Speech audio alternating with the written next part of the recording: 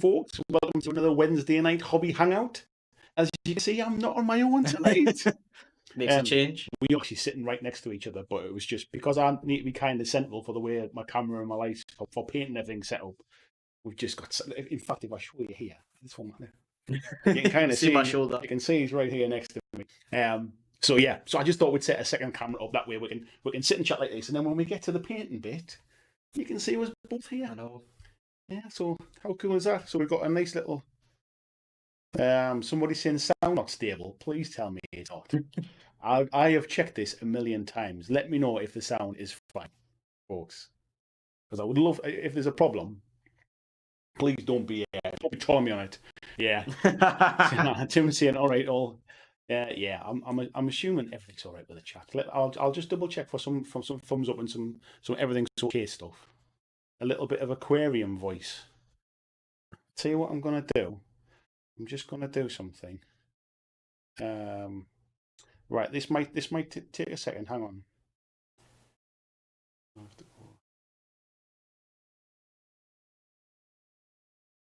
Have you got a technical difficulty screen? No, but right. How's that, folks? Is that any better? Is that any better? It should be. It should be because I think I know what it was. Yeah, that better. Much better. Right, that was the RTX stuff. Yeah. I've been trying some stuff because I was going to put like a fan and stuff on tonight, and the RTX stuff sounded all right. But it's hard to know. Yeah, at least I knew exactly what it was this time, folks. Anyway, so for those that don't know, this is Sam. Sam has been on. Have you been on 2 videos or 3 now? I think no, because I was on quite a few of the interview ones because I did all the interviews. Yes, so you might have saw Sam doing some stuff when we were at UK Games Expo. We also did 2 Vanguard battle reports together. We've done a Walking Dead one. Yes, we've done a Walking Dead one as well, haven't we? So we've done a few bits and pieces on the channel together before. So some of you may remember him. He's obviously a little bit older now. I mean, God, that must have been. Was it 2 years ago or a year ago? I think it might have been 2 or 3. Because that was at the start of your channel, wasn't it? That was one of your first videos. My Walking Dead one. Wow, that was quite some time ago as well. And Vanguard was. Must have been a year after that. I think Vanguard's been out 2 years in September. Yeah. Mm-hmm. And we did the one for the launch, didn't we? Which was back, might be like August time. So yeah, it could have been 2 years ago. Yeah. Yes. So let's have a look. Anyway, we'll get on with chatting with you and stuff tonight. And I'll see what we've got in the chat because we've got loads in. We've got Blizzards, we've got Peter Nicholas, we've got Super Pumpkin Man. Hello to all of you. We've got Mark in from Dice Tales. Hello, Mark. We've got Fat Cat in as well, saying good luck for tonight, Andy. Hopefully the gremlins have summarily been executed. Well, at least tonight's gremlins weren't proper gremlins. I was just trying some different audio stuff tonight, but at least we know that's working okay now.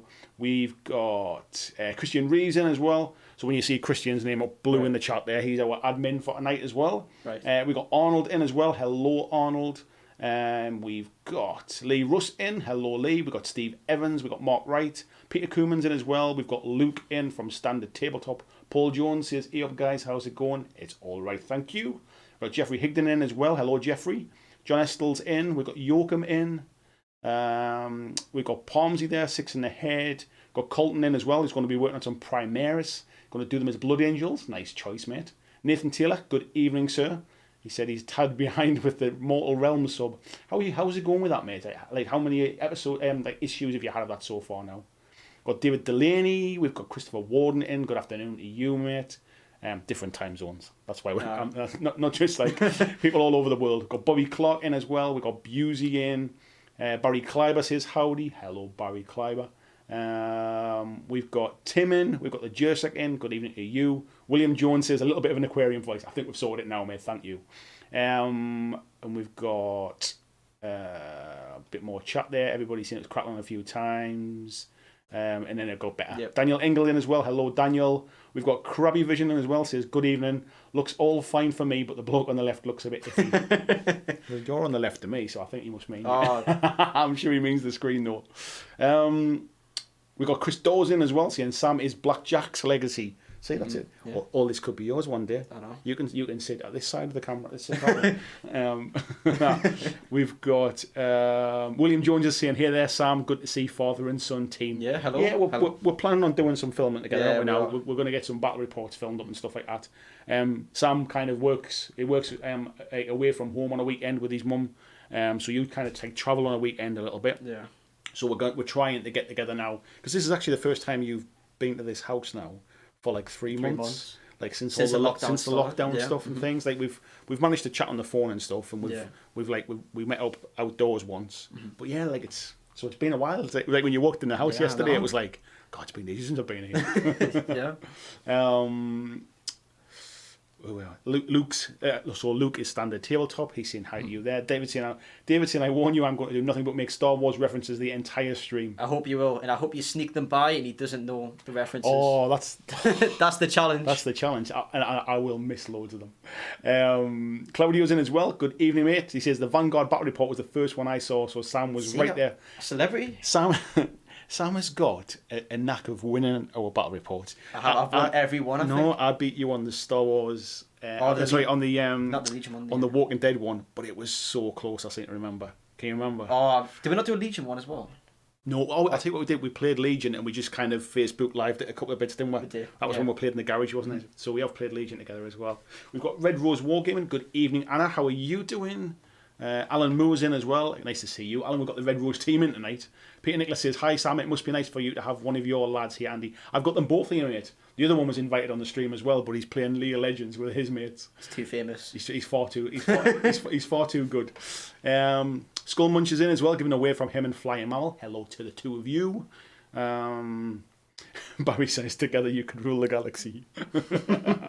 David says, "What games do you guys play together, and what teams do you play?" We don't play loads together actually. We've played a lot over the years, but like more recently, like you've not been that bothered really. I haven't really been into anything recently. No, not really. No. So the last things we played, I think we played a bit of Super Fantasy Brawl with the demo kit that Mythic sent to me ages ago.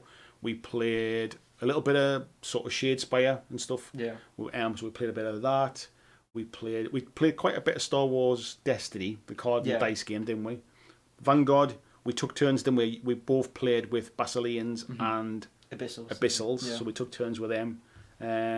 Legion, did you play Rebels? I think I played Rebels. You played Rebels, and I played Stormtroopers of the Empire. Yeah. So a kind of mix of all bits and pieces, mate, to be fair. Where else are we up to here?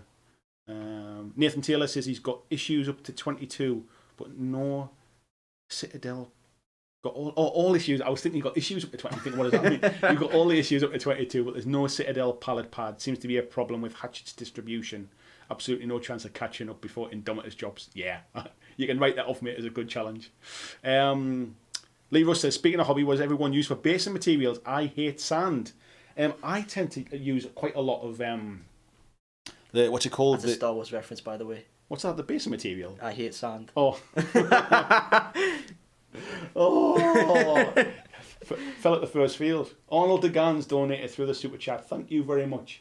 He said, "Star Wars rules. It always has. It always will." Yeah, I'm a Star Wars fan. That's my bag as well. Jonathan Wyborn, good evening to you. Robert Zunk, how did you know that was a Star Wars reference? Because I know all these references, man. You dick. So Luke is saying, what games are your favourites, Sam? So. Well, I think in terms of like tabletop games. Yeah. You play more video games, to be fair, don't you? Yeah, I'm more of a video gamer. Yeah, but what? So I'm trying to think what I've played through the years. I played 40K for quite a while. Yeah. We had your Imperial Guard. Yeah. I did enjoy that a lot. Played the Age of Sigmar for a little bit. I played...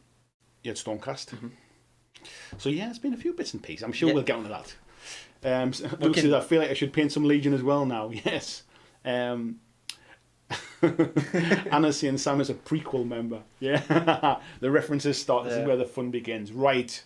Thank you very much, Arnold, for that donation, by the way. Right, so tonight we've got, if I can go to the light screen, we have General Grievous, or Grievous.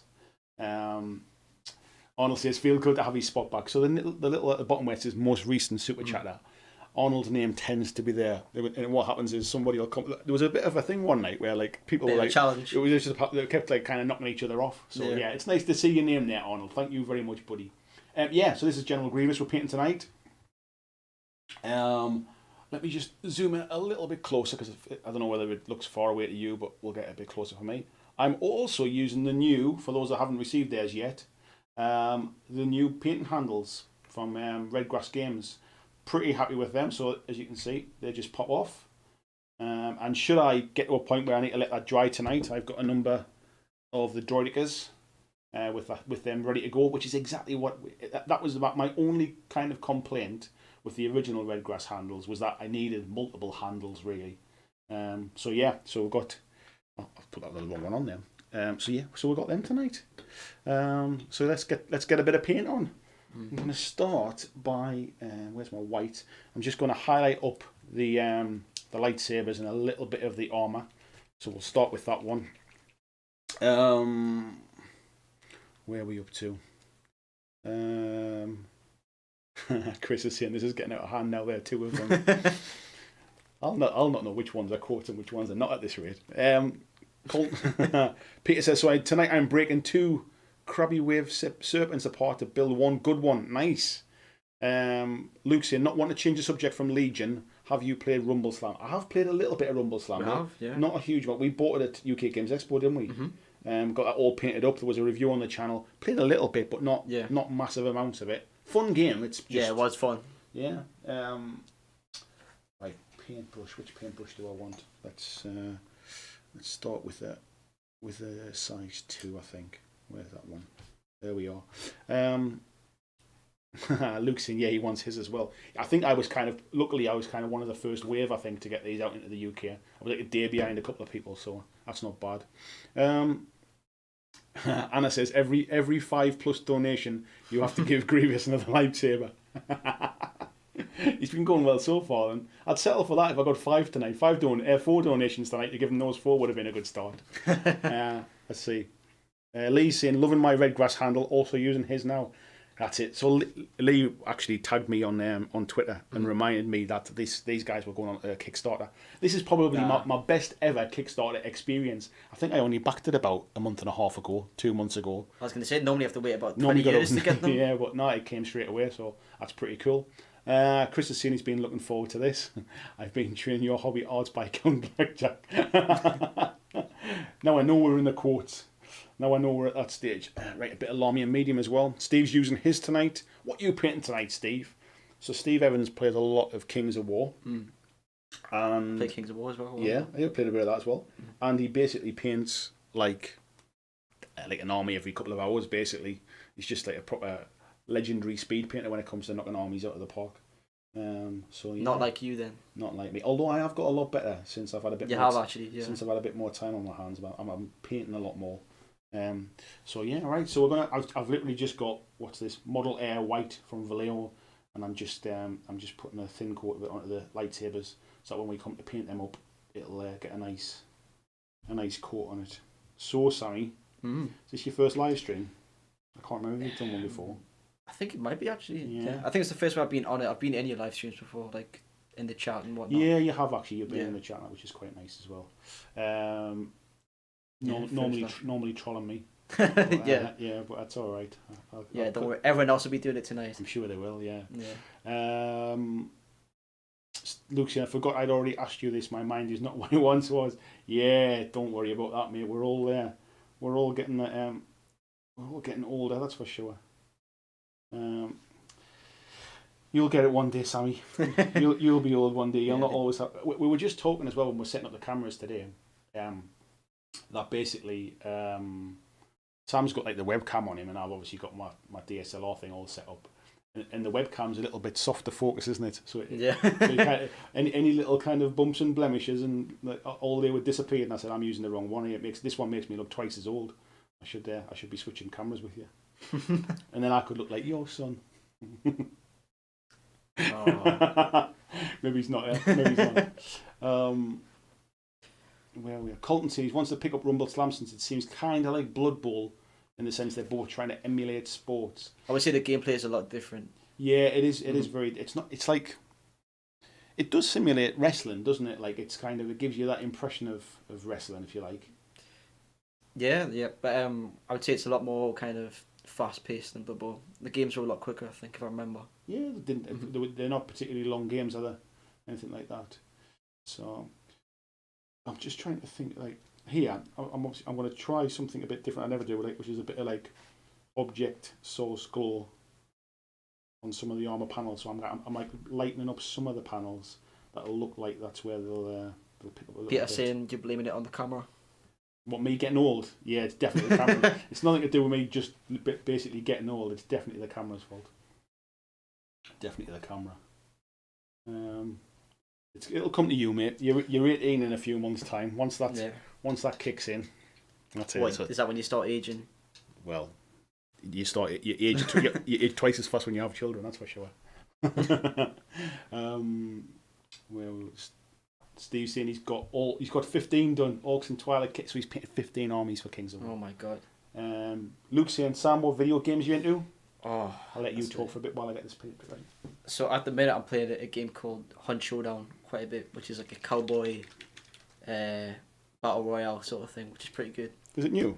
It's not new. It came out like a year ago or something, but Did it? it's just been what I'm playing. I've just not heard of it. That was all it was. No, it's quite a not popular game. Other than that though, I really just play everything. A lot of Call of Duty and stuff at the minute. You played CS:GO for quite some time, didn't you? I used to play quite CS:GO a lot of CS:GO. as well. But yeah, you'll jump around and play loads of different games. Yeah, I just play a bit of everything really. Where so Sam's a twin. He's got a twin brother, although they don't look alike. He's alleged twin brother. Yeah, I was there. I can confirm. Yeah, he's definitely a twin brother.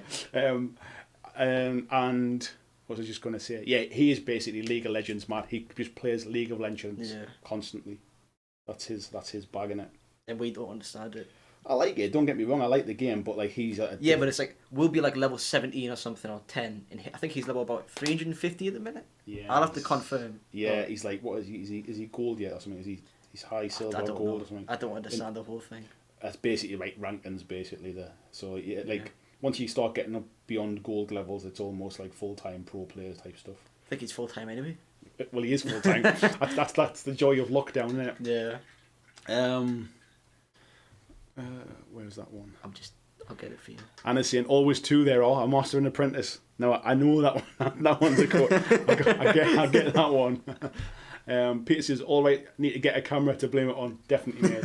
See, look how much younger I look on this one. That's what it is. Nope. I'll tell you what I'm going to do, Sam. I'm going to make your camera a little bit bigger.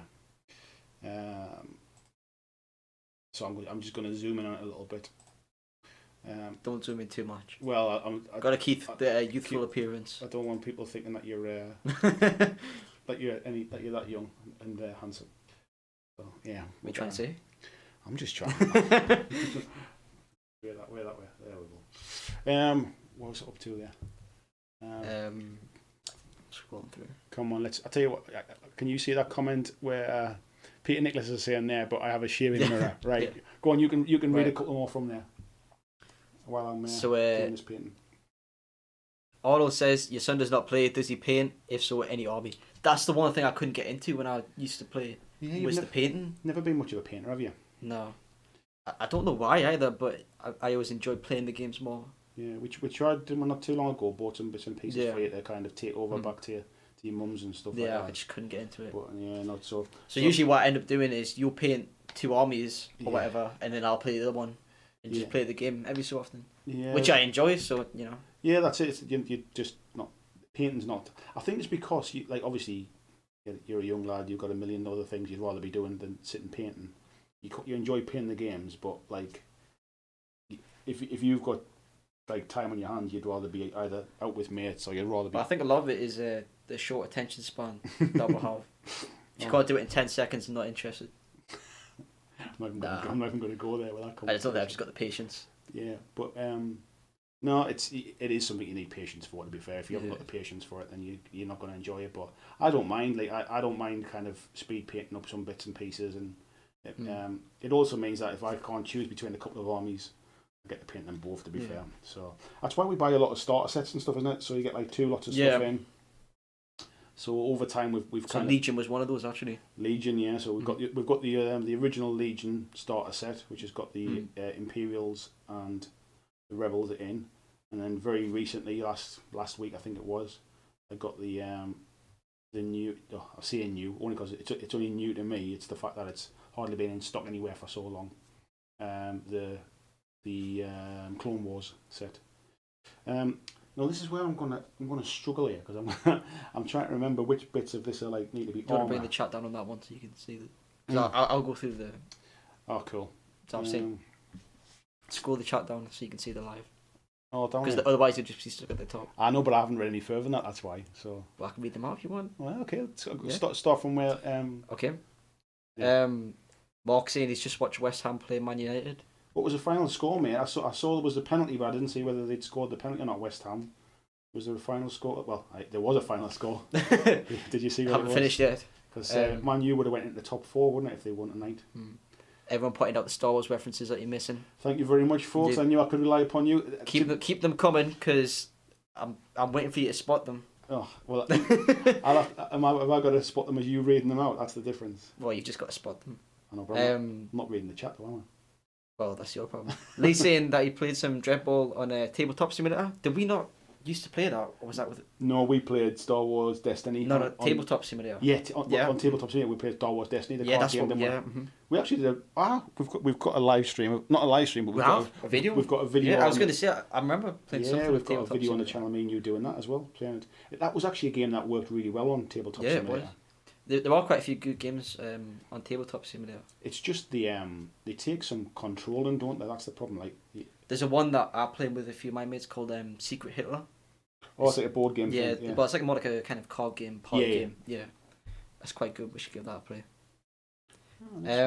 Standard saying play the Apex Legends, Sam. I love that game, but completely suck at it. I played it when it came out, but I was just too bad at it to kind of get into it. So that's kind of my standard as well. Like I'm when a game comes out, you play it for a bit, and like everyone's kind of bad at it. So it's like, oh, the game's kind of fun. Then when people start figuring out all the, the little hacks and cheats, and it's like, nah, I can't play it anymore. Yeah, once they get good at it, it's like it's game over. That's kind of my level as well. That's why I like to get Call of Duty when they first come out. Yeah. Because for about 25 minutes, I'm all right. I can kind of hold my own a little bit, and then basically everybody just craps all over me basically. But I remember me and you playing Call of Duty, which was a Black Ops 3. I think it was not 3 or 4. Is there a Black Ops 4? Yeah. Is there? It was 4. Now. I think it's about 10 at this point. And I was going to start streaming it on Twitch, wasn't I? And I'd set all the Twitch stuff up and stuff. Mm-hmm. And then we were playing it. Is it called Gun Game or something like that? Yeah, something like that. And I was struggling like mad. So essentially on the game, what happens is every time you kill an opponent, like other people play online, it upgrades your gun and you get a better gun. And then basically it's the race to see who can get the top gun, isn't it? And I basically couldn't get off. I couldn't get off like the pistol that you start with. Because I couldn't kill anyone, and then they kept killing me and everybody else. So their guns kept getting better and better, and then I was kind of running around with a pistol, and they've got like rocket launchers. That was the end of your Call of Duty streaming career. And then basically you went on to kind of show me how it was done. When you won your first game. Oh, I remember that. I remember that. That's it. What a load of crap! I'm not playing this anymore. So yeah, that was the end of my streaming career. Ended before it even started. I think when it come to video games. But yeah, I like to play video games, but these days I'm much more like solo type. Yeah, just stick them on for an hour. Like story type things. Like I've been playing Blood and Truth, which is a PSVR game, which is a little bit like, it's like a bit of a kind of Cockney gangster film type thing, which is pretty good. Like what's his name, Guy Ritchie sort of thing. Yeah, that kind of thing. Yeah, and that's pretty cool. I've been enjoying playing that. So Peter saying they had to stop playing COD to get in time for the stream. Everyone's playing COD at the minute. There you go. Since the free thing, I'm garbage at that as well. Jason keeps asking me to play online with him, and I'm just an embarrassment. Honestly. I've already won one game, so obviously. Have you? Everyone else is amazing. Nice one. I'm just going through. Horrid person saying that he's not painting but installing some doors on a stinking pagoda. It's fiddly work. Hello, Gene. How you doing? He's got his hands full there. Does anyone know if the Clone Troopers have ARC Troopers in the box set? The Clone Troopers have ARC Troopers. ARC Troopers. I know. Do you know what it is? They're not in the box set. So in the core box, you have the B. What are they called? B. What are they called? The B droids or something like that. So, I don't really know. You know, like the Roger guys. I forget. I think they're battle called, droids. Battle droids. Yeah. I think they're called B droids or something like that. Battle droids. So you get a bunch of those. You get 4 of these droidicas, which you had before, and you get General Grievous. It is Grievous, isn't it? Not Grievous. Grievous. Yeah. General Grievous. So that's what you get in the box. I think the ARC droids are coming out soon. I'm sure I've seen the ARC Troopers. ARC Troopers. I'm sure the ARC Troopers are coming soon. I've seen. They're like the ones with like the big guns and whatnot. Yeah. People just talking about Star Wars books and audiobooks. You read any? I haven't actually. No, a while ago, I really fancied getting in because they're like the extended universe in Star Wars. There's a lot, isn't there? There's a lot, and they're all like really good apparently. And I did mean to kind of, but it was one of those things where you go down the rabbit hole of like where to start. Where so much. Where do you start? Yeah. And I think I was like in like Waterstones or something like that, and I was going to pick one up. But they didn't have the one that I recommended to start with. I think for whatever reason I've ended up getting fell out of favour. Sidetracked with going to something else basically. So I don't think I've read any Star Wars either. You read quite a bit, don't you? Yeah.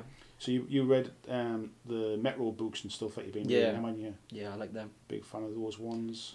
What am I reading at the minute? I'm reading. You're reading the chat, mate. That's what you. Smart. Honestly, can't remember. It'll come back to us in a minute. Yeah. You're just starstruck, that's what it is, mate, isn't it? That's it. Red Rose Wargaming asks, have you heard the tragedy of Darth Plagueis the Wise? That's definitely got to be a quote, isn't it? I ain't falling for that one. It's not one the Jedi would tell you. Paul saying that he's been the same as me, never been into painting, prefers to play and run tournaments. Because I was the same. Like I used to. I remember the first 40k tournament I went to. Yeah, I remember. I didn't have a painted army. I know. Yeah. But to be fair, like I think I was about 7 or 8 at the time. Yeah, so. You weren't particularly old. I remember that like painting was less of a big deal years ago. Yeah. There was quite a few people that didn't have painted armies if I remember right. Yeah, and I wasn't like kind of I didn't look at a lot of online stuff and things. Yeah. Like I probably picked up White Dwarf now and again and stuff. But I don't remember, and it might have just been the club we were at. Maybe people didn't really paint their armies much. Yeah. But I don't remember painting being as like talked about as it is now. It feels like. Is it maybe because models have gotten more detailed and like more kind of advanced? I wonder if it's more to do with the fact that because of the internet like being much more easily accessible now and stuff, and there's so much information on there.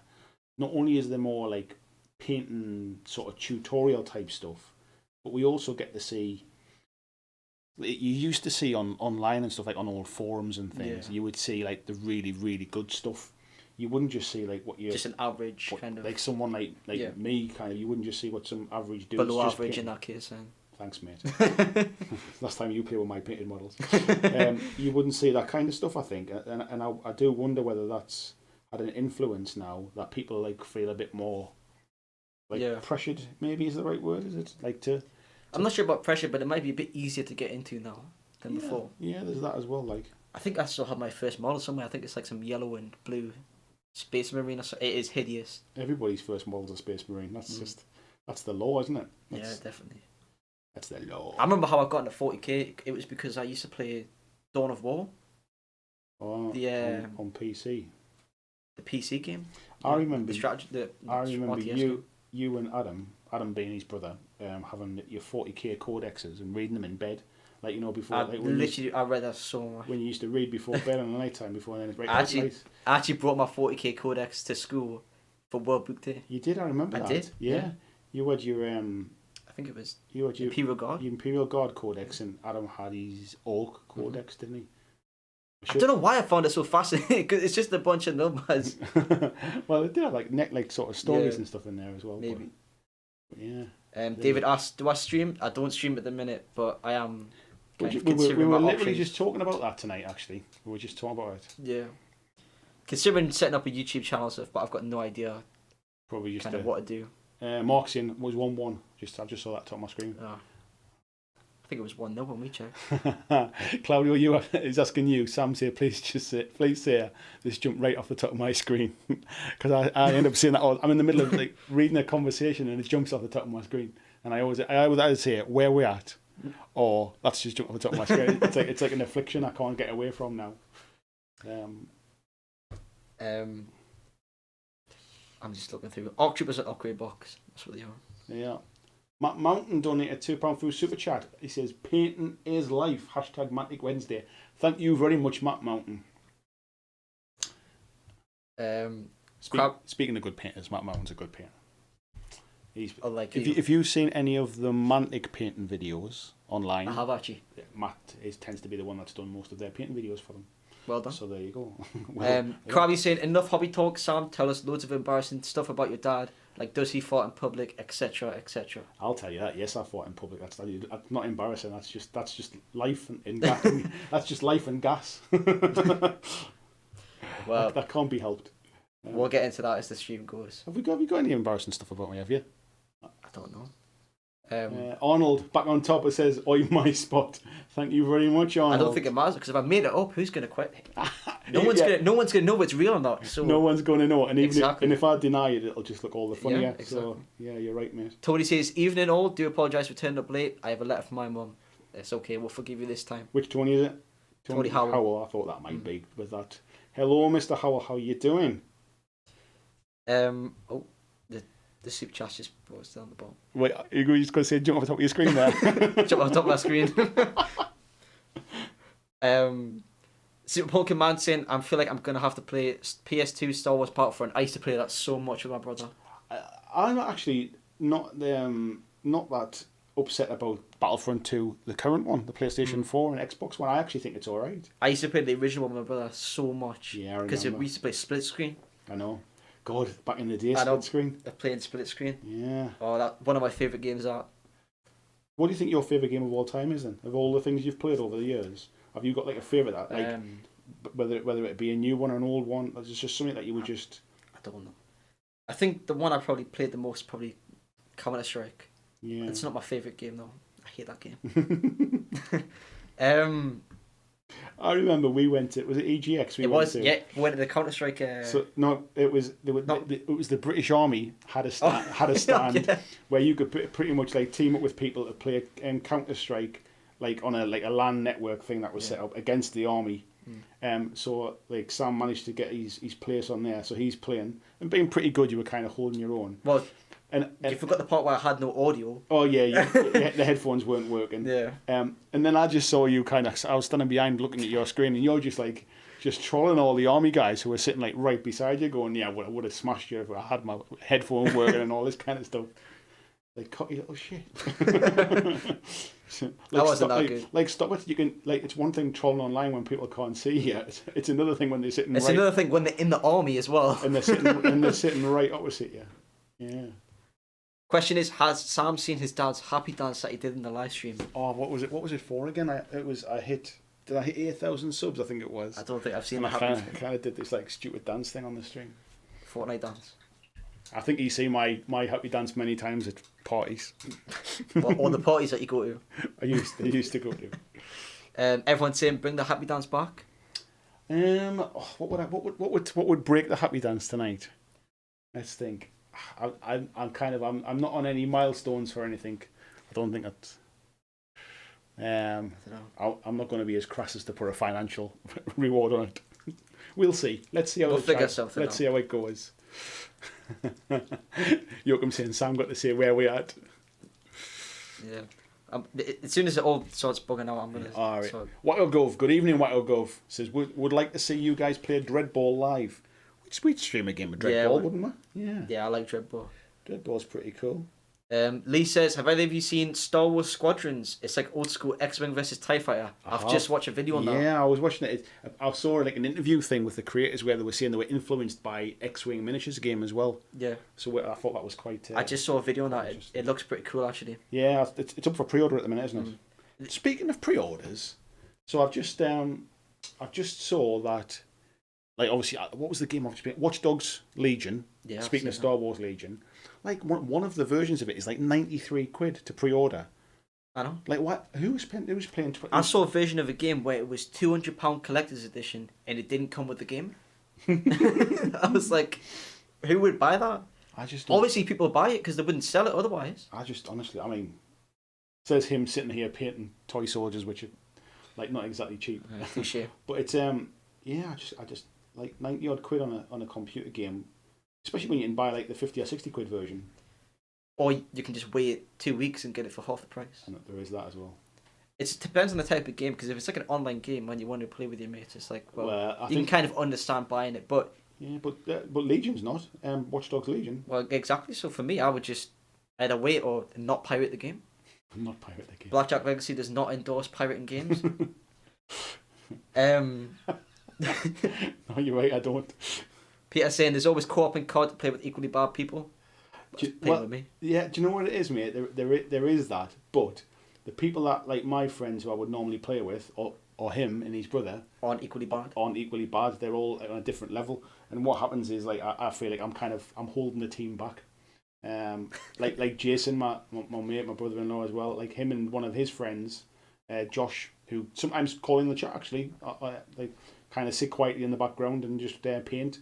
They've asked me to kind of come online and play with them and stuff, but I honestly feel like I've kind of fell out of love a little bit with video games recently, like, because I've just, I have a lot less kind of time to play them, but like more so it's so competitive that's I feel like I'm just out of your league, out of my league. I'm just rubbish at them, which is why I've been playing things like what's it called, Beat Saber, like a bit of VR stuff, just stuff I can kind of play on my own really and just enjoy it that way, I think. Yeah.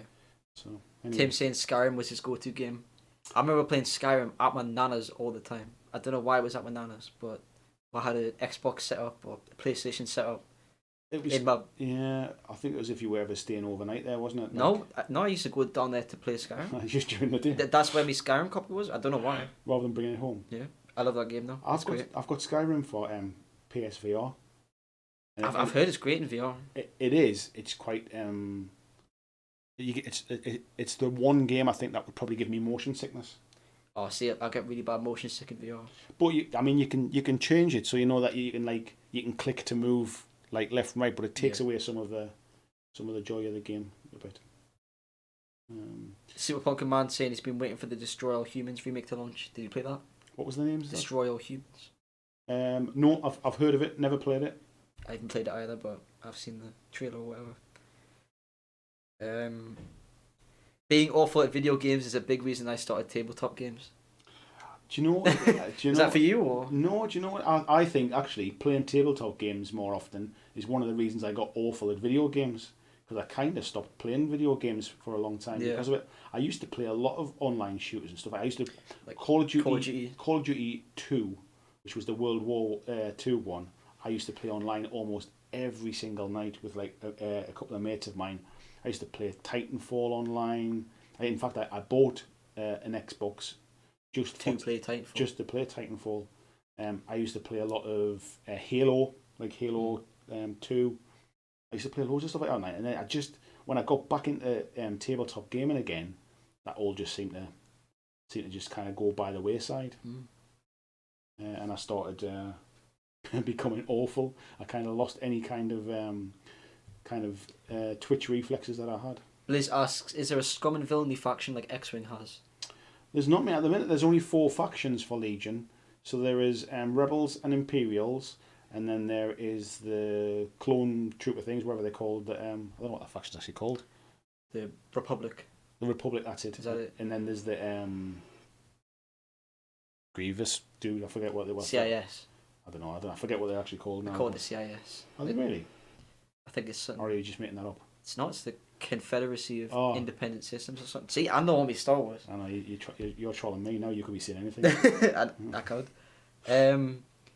All the Gans asked, could you do a Star Wars battle rap when you're done painting? Would be nice to get a feeling of how the game goes. Do you know what, mate? That's one of the reasons I picked it up, because I know me and you played it before. We enjoyed it, and I just always wanted to kind of paint up this new set as well. But we already have the first First set. The first set painted up.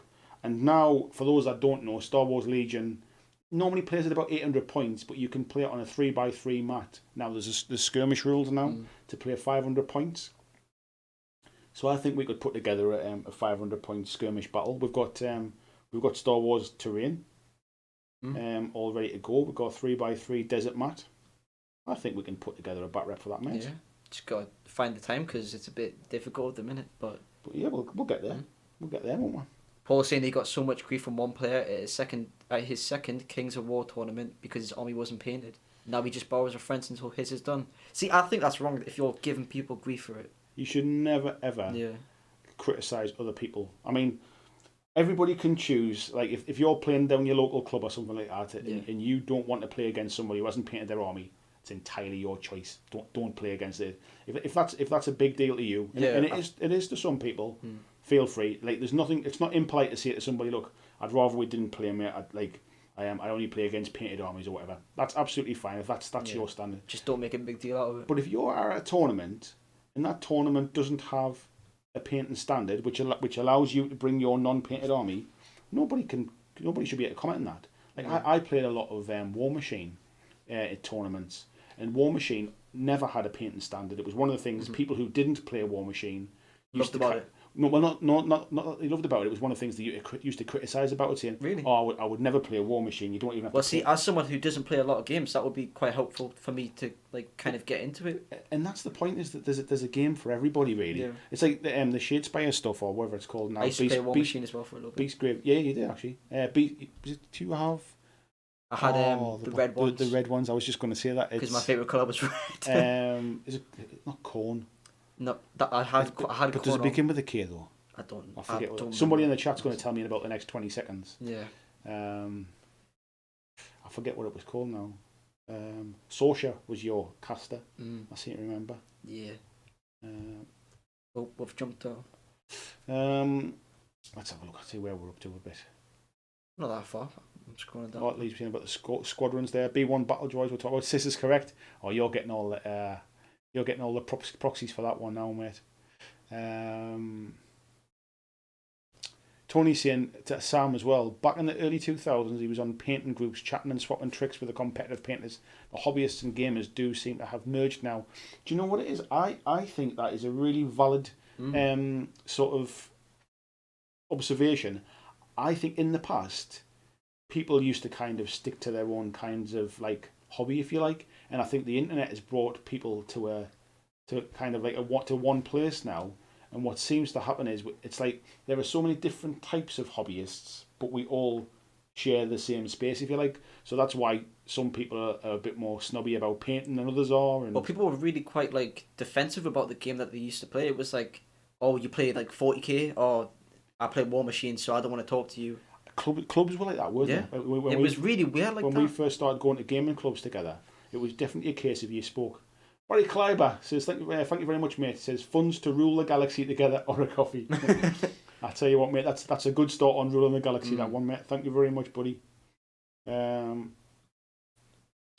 I think the community has gotten a lot better, a lot more, I don't want to say inclusive, but welcoming. Yeah, definitely, mate. So that looks a little bit kind of greeny on the screen there, I'll say.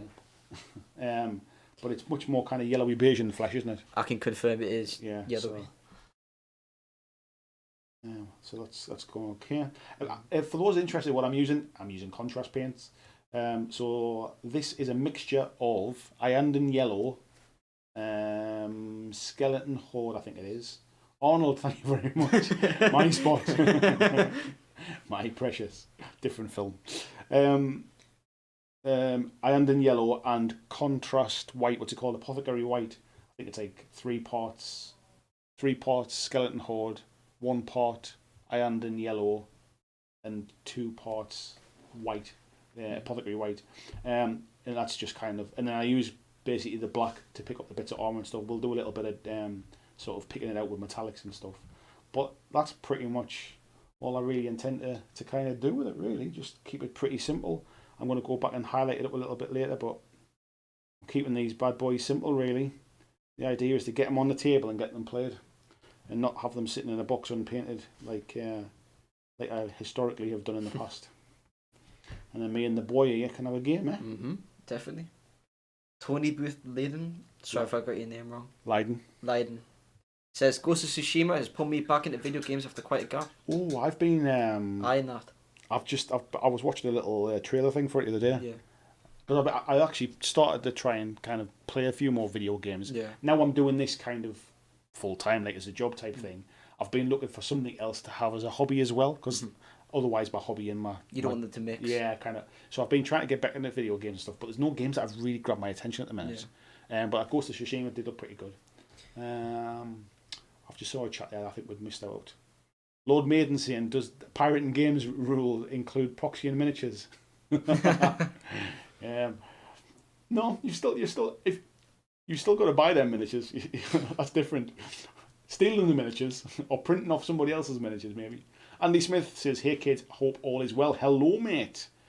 Christian sharing the link there as well to the Patreon. Thank you very much, Christian. Yeah, Patreon is what makes all this possible. That's what keeps the lights on. Keeps Sam in video games and all those good stuff. So yes, appreciate that. $2 a month gets you access to the Patreon Discord group as well. So yeah, it's I think we're at 103 Patreons now. We've lost a couple this week, but no, it's still going well. Nice. Peter Cummins says, "Sis is correct." Nice one. See. Claudia says he loves a bit of Vermintide 2 there as well. Yeah, that's the Warhammer kind of. I've got that for PC. I haven't got it. I have actually got it. It's pretty good, actually. Peter Simon, don't blame tabletop gaming for declining reflexes. We all know age plays a part. Yeah, but I think what it was, I think I was all right when I was keeping it going. As soon as I stopped playing, then it went Scorn. Is Scorn the one? Is it Scorn? What? The red faction. Corn. No. Scorn is a faction, but that's not it. I forget what they call them now. It's kind of like it'll be in the chat. It will be. Somebody will tell us. It's like the Russian kind of like the kind of snowy sort of. Yeah, that's the ones. I remember having that. I can't for the life of me think what they were now. It's gonna bug the life out of me. Somebody will tell me in a second. I'm sure they will. VJ said he's working on the PC for a living. The last thing I want to do for recreation is play video games. Yeah, I get that, mate, as well, to be fair. I think that's one of the reasons I play less PC stuff, to be fair. I don't mind playing... Candor. Cordor. Candor. No, it's Cordor. Definitely it's Cordor, I'm pretty sure. Find out. I'm just going to argue there. or Cordor, it could be anyway, but... Something like that. Began with a K. Yeah. That's why I knew it began with a K, but corn was in my head, and I think I was getting mixed up with Scorn. Scorn was actually they had kind of more beastie animal things, didn't they? I was going to say, was that not like beasts? It might have been the, what's it called? Hordes. Yeah, Hordes, that's what I meant. Beasts. Yeah, that's what... I said beasts. No, but Hordes was the name of the game, wasn't it? Yeah, that's what I meant to say. Yeah. I'm not going to argue with you, son. William Jones saying, lived in World of Warcraft for years, but the game direction doesn't appeal to me, so I'm back to tabletop gaming more. You play much World of Warcraft? I think that was one of the first games I played. I played it on your work laptop. I can remember that. Shh. Somebody might be listening. I played an Undead Rogue for a bit, and then I played World of Warcraft in and out for a little bit, but I couldn't really get into it that much. Speaking of Undead Rogues, I am playing my first ever D&D game tomorrow night. Really? Yes. So Christian, that's in the chat tonight, is DMing a one-shot for a few of us. I think there's about 5 or 6 of us in it. And that's happening for the first time ever for me tomorrow night. I've never played D&D before, but I've got mates online that do. Oh, do they? Yeah, they keep trying to get us to play. Well, I will have something to comment on and tell you about afterwards. I've always fancied trying it. It's like one of them things that it's become so huge. But I think with all the celebrities and stuff playing it now, it's less of the kind of, I don't want to say stigma, but yeah, stigma. No, stigma's the right word. I mean, because it definitely was like that kind of like that. Like my wife Lou. My wife. My wife. She's my wife now. What she thinks that like D&D is like the geekiest of the geek things. I think that's how she thinks of it. But then she's probably not. She doesn't watch a lot of online stuff to see how it's changed, and how many kind of sort of famous bods seem to have made it cool again. Paul saying, at the tournaments my friend and I run, we make a point that painted minis are not a requirement, as we want to encourage more people into the community. It's a really good point. I think it's a good idea. There's nothing wrong with having fully painted rules, but if there's never anywhere where people can get started, Yeah. because especially for games where you need 50, 60, 100 models, it's a learning curve. Like you don't want to spend all that time painting them up to play the game to find out you don't even like it. I think it would be quite good if tournaments had a kind of like you could rent an army. Do you know what I mean? Do you know what it is? I think I've seen that in the States. For, you know, for people who are travelling, they like, rent armies and stuff. I think that would be a good idea. Quite an interesting one. That it does make me wonder whether it kind of like, because not everybody enjoys painting, and it's not cheap to get somebody to do it for you. That's for sure. Jeffrey's saying that he enjoys Paradox games like CK2, Hearts of Iron, and EU4. I play a lot of Paradox games at the minute, so I've been playing a lot of the new EU4 expansion. Nice one, mate. What aspects of your dad's painting would you class as canny good? Like Bobby Clark, what a Geordie lad. You keep going on about your washes. That's when I used to paint. That was the one thing. It was like washes. Yeah, well, that was just about about trying to get you started. Oh, there's Siri trying to talk me on my phone. That was about getting you started to just get your base colours down and get some washes on them, basically, just to try and give you a really simple entry point, if you like. But I wouldn't class myself as any kind of prolific painter. I think I know enough to get by. I think that's pretty much. I know some tricks, little tricks and tips. At the end of the day, though, that's really, you don't need more than that, do you? Not unless you want to. Yeah. Oh, if you want to take it more, then yeah, but you're not winning any awards. Just put it that way. Arnold's heading off now as well. He says, "Keep safe and keep the paint flowing." Thank you, Arnold, and thank you for your donations tonight, mate. Much appreciated. Lee asking, do you have any particular plans for the droid clone colours? Movie EU extended universe accurate or your own scheme? I will. Hang on, I've just put a load of paint on my brush. Let me. I'll show you what I've done for the droids actually. At the minute, I'm just kind of going standard movie scheme really. They need it. They've got the basic colours on at the moment. They need a bit more work on them. But that's where we're at with the droids. So little kind of desert-y bases. Keeping them really simple. They need kind of some squad marking type stuff on them, and the bases need another kind of layer around the rim and stuff. Maybe a little bit of battle damage, but yeah, they're all ready to go. So there's those dudes and the ones with these bigger gun there and stuff. Colours look a little bit washed out on them actually with the camera the way it is. So yeah, they're kind of basic contrast paint done. Even the weapons are all black contrast paint as well, and then the bases are using what's it called again? That stuff, that crackle paint stuff from GW. I forget what it's called now. Is it something Badland or something, or the Grelin Earth? There you go. Knew it would come back to me at some point. Peter saying Arnold wants the high ground. Now I know that's a reference. I was gonna say I'm not completely rubbish. Right, green is on the bottom right and the top left. Making sure I get the sabers of the right colours here. See what Pokemon saying. Both my parents are nerds, so I grew up watching Star Wars and Star Trek, reading Tolkien and Spider-Man. So I love all nerd stuff. Yeah, I think if you kind of grew up around it, so I suppose from your side of things, obviously you're a different age, obviously a different generation type thing. Yeah. So where video games were way more acceptable and stuff, but you definitely kind of grew up with me playing video games and Xbox and PlayStation and stuff. So we always had video games in the house, and they weren't tucked away somewhere. They were always in the living room or something. I think in my teenage years, that's when kind of geek culture became kind of popular. Yeah. I was always big into Star Wars and all that. Not really Star Trek. I like Lord of the Rings. I don't think you do. Do you? I'm not a huge fan of it. No, I mean I would watch it, but it's not really my bag. Yeah, I've read The Hobbit, but not Lord of the Rings. Yeah. Six in the head saying you want to get into American Truck Simulator. That's where it's at. American Truck Simulator. Yeah. God. They make games about everything now. That reminds me of years ago, when I first got into video games and stuff, long before consoles were a big thing.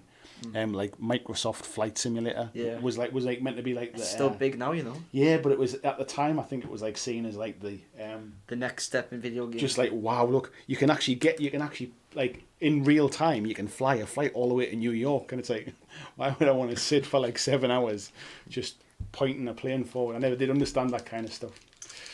Yeah. There's plenty of chat here. Yeah. It's because you keep talking. Yeah, Dirk was saying, yeah, it's Kado. That's it, mate. You're right. Wacko Gov says, I contrast your go-to paints now. Do you know what it is, mate? I've just kind of, he says, shaking up an Instar one. I've just kind of found that for some paint jobs, it just speeds it up. They've got a really nice kind of contrast to them, as in like they cover really well without me having to worry about thinning paint and putting it on too thick and all that kind of stuff. And as long as you're careful with them, you can actually do a pretty decent job with them. So, yeah. Peter's saying the Warhammer games are on Humble Bundle right now. They are. So, I didn't know this. They are. The current Humble Bundle has got loads of Warhammer games on. I think I've already got a lot of them. I played Space Marine. I played Dawn of War. A lot of Dawn of War. So the Inquisitor game is on sale on PlayStation at the minute in the PlayStation Store. I'm trying to think of the other Warhammer games that have come out. Kill Team. There is. I played that with my brother. Yeah. It wasn't very good. I think. Remember. No, it was like a. It was like PS2 time era. No, it was a PS3 game. I think. Was it? I had it for the PlayStation. Oops. It was like a what's it called? Where you walk around, and you shoot stuff. I don't know.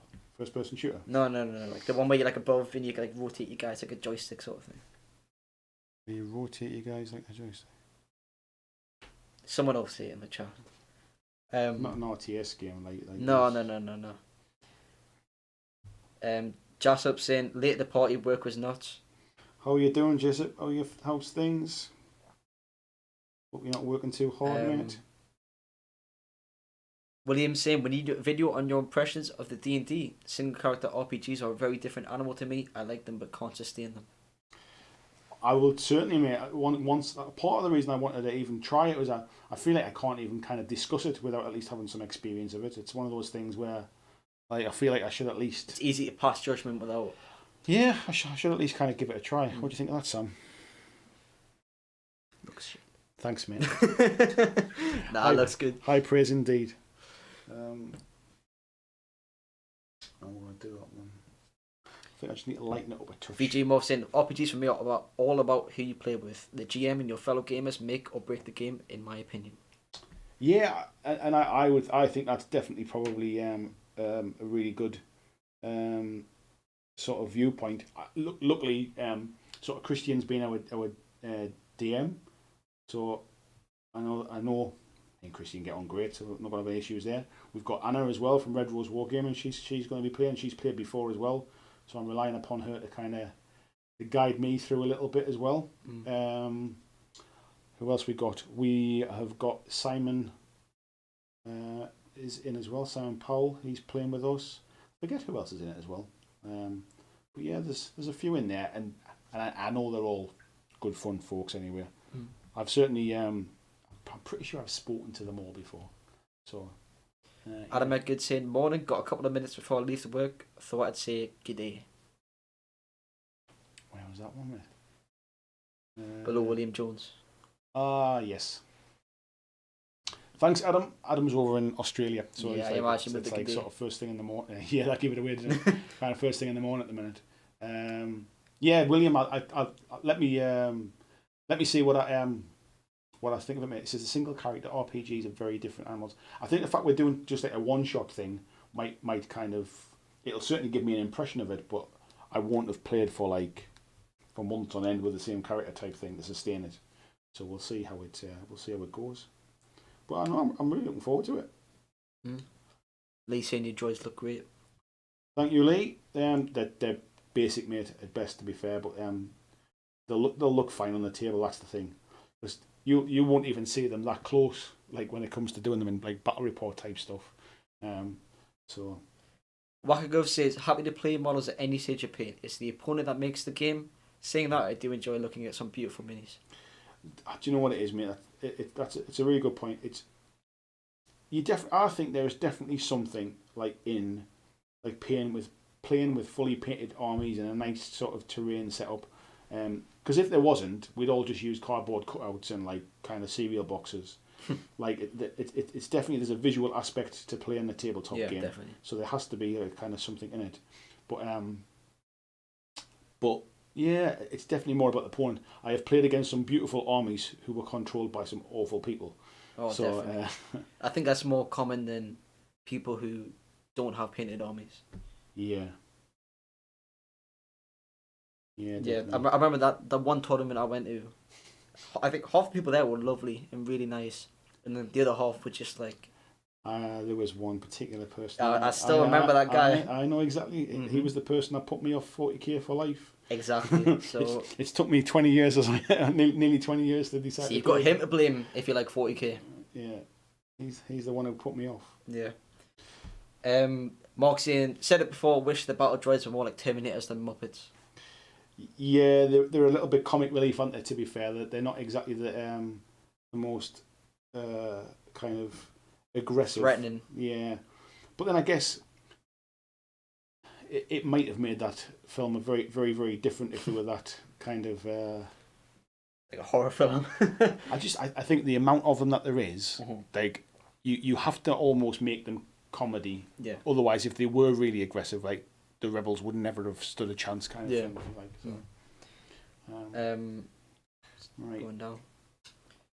Claudio Schaffer saying, well, thanks guys, we'll have to watch the rest another time, too tired, too late, long day. Have fun and looking forward to more battle reps and stuff, Sam. Cheers everyone. No worries. See you later, Claudio. Claudio's over in is over in Germany, so he's an hour ahead anyway, so it's a bit later for him. Mm-hmm. Right, so that's where we're up to at the minute, folks. It does look really kind of yellowy on camera. It makes me want to kind of lighten it up, but it's not. But it's not in person. Yeah, so I think we'll have to just suck it up. I think I'll let that one dry off a bit, and I'll do a little bit of battle damage on it later. And in the meantime, we'll start off with one of our little droidicas. Right. See, everyone's coming back now saying it is Kiddo, or Kado rather, from the Iron Kingdoms. Them's the one. I don't remember.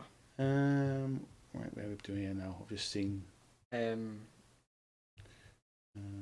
Got up to Claudio. Top-down arcade shooter. Was that what you were trying to think of? That's it. Kill Team, yeah. Kill Team. Twin stick shooter. There you go. See, I'm sure you knew, mate. I'm sure you knew. Barry says, aren't there Space Hulk video games? Yeah, they are. Yeah, there definitely is, mate. Yeah. I think they're quite similar to the board games as well. Steve Evans says, what edition of D&D you're playing? We're playing 5th edition, mate. That's the most recent one, isn't it? 5e. Yeah. Jonathan Wyborn, Critical Role have really missed the bar for RPGs.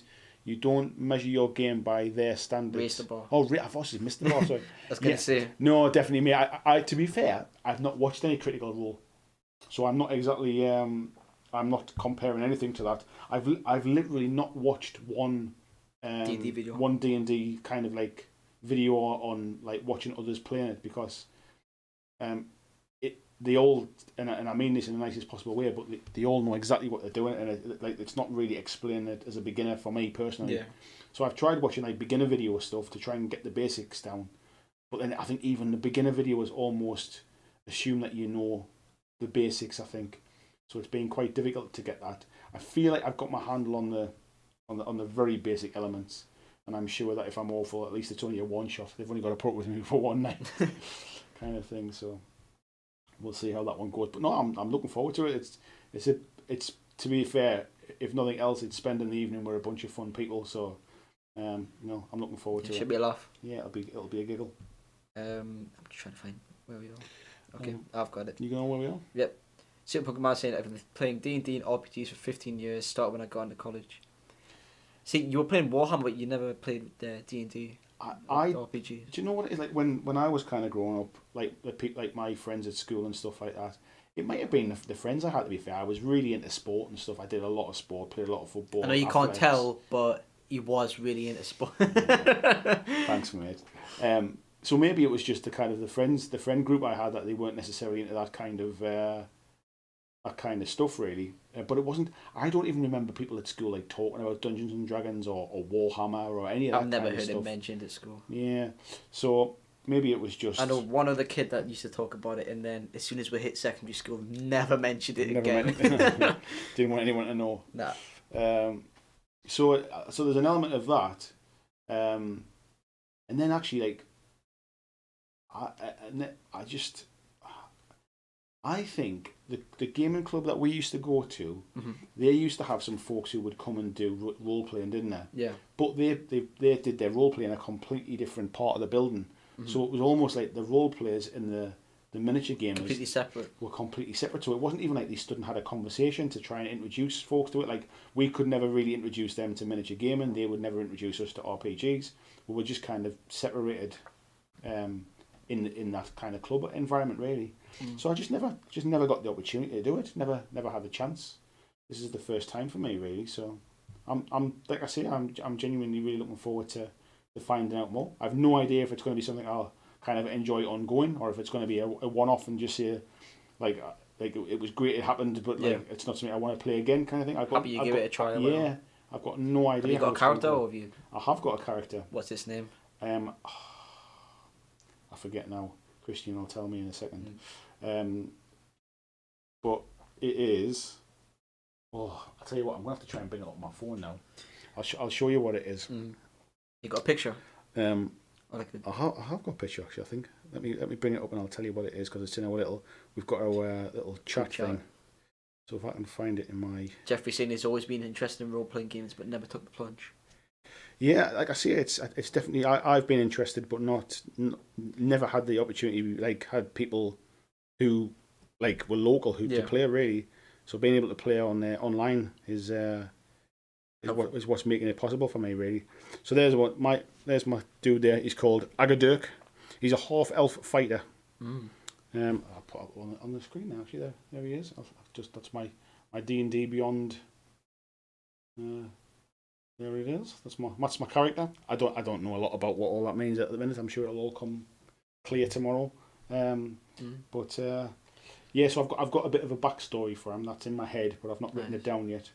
So I need to do that. I'm sure we'll hear about that next week or whenever it is. So, yeah, I'll keep it for when I do my review thing, and I'll tell people how it went and stuff.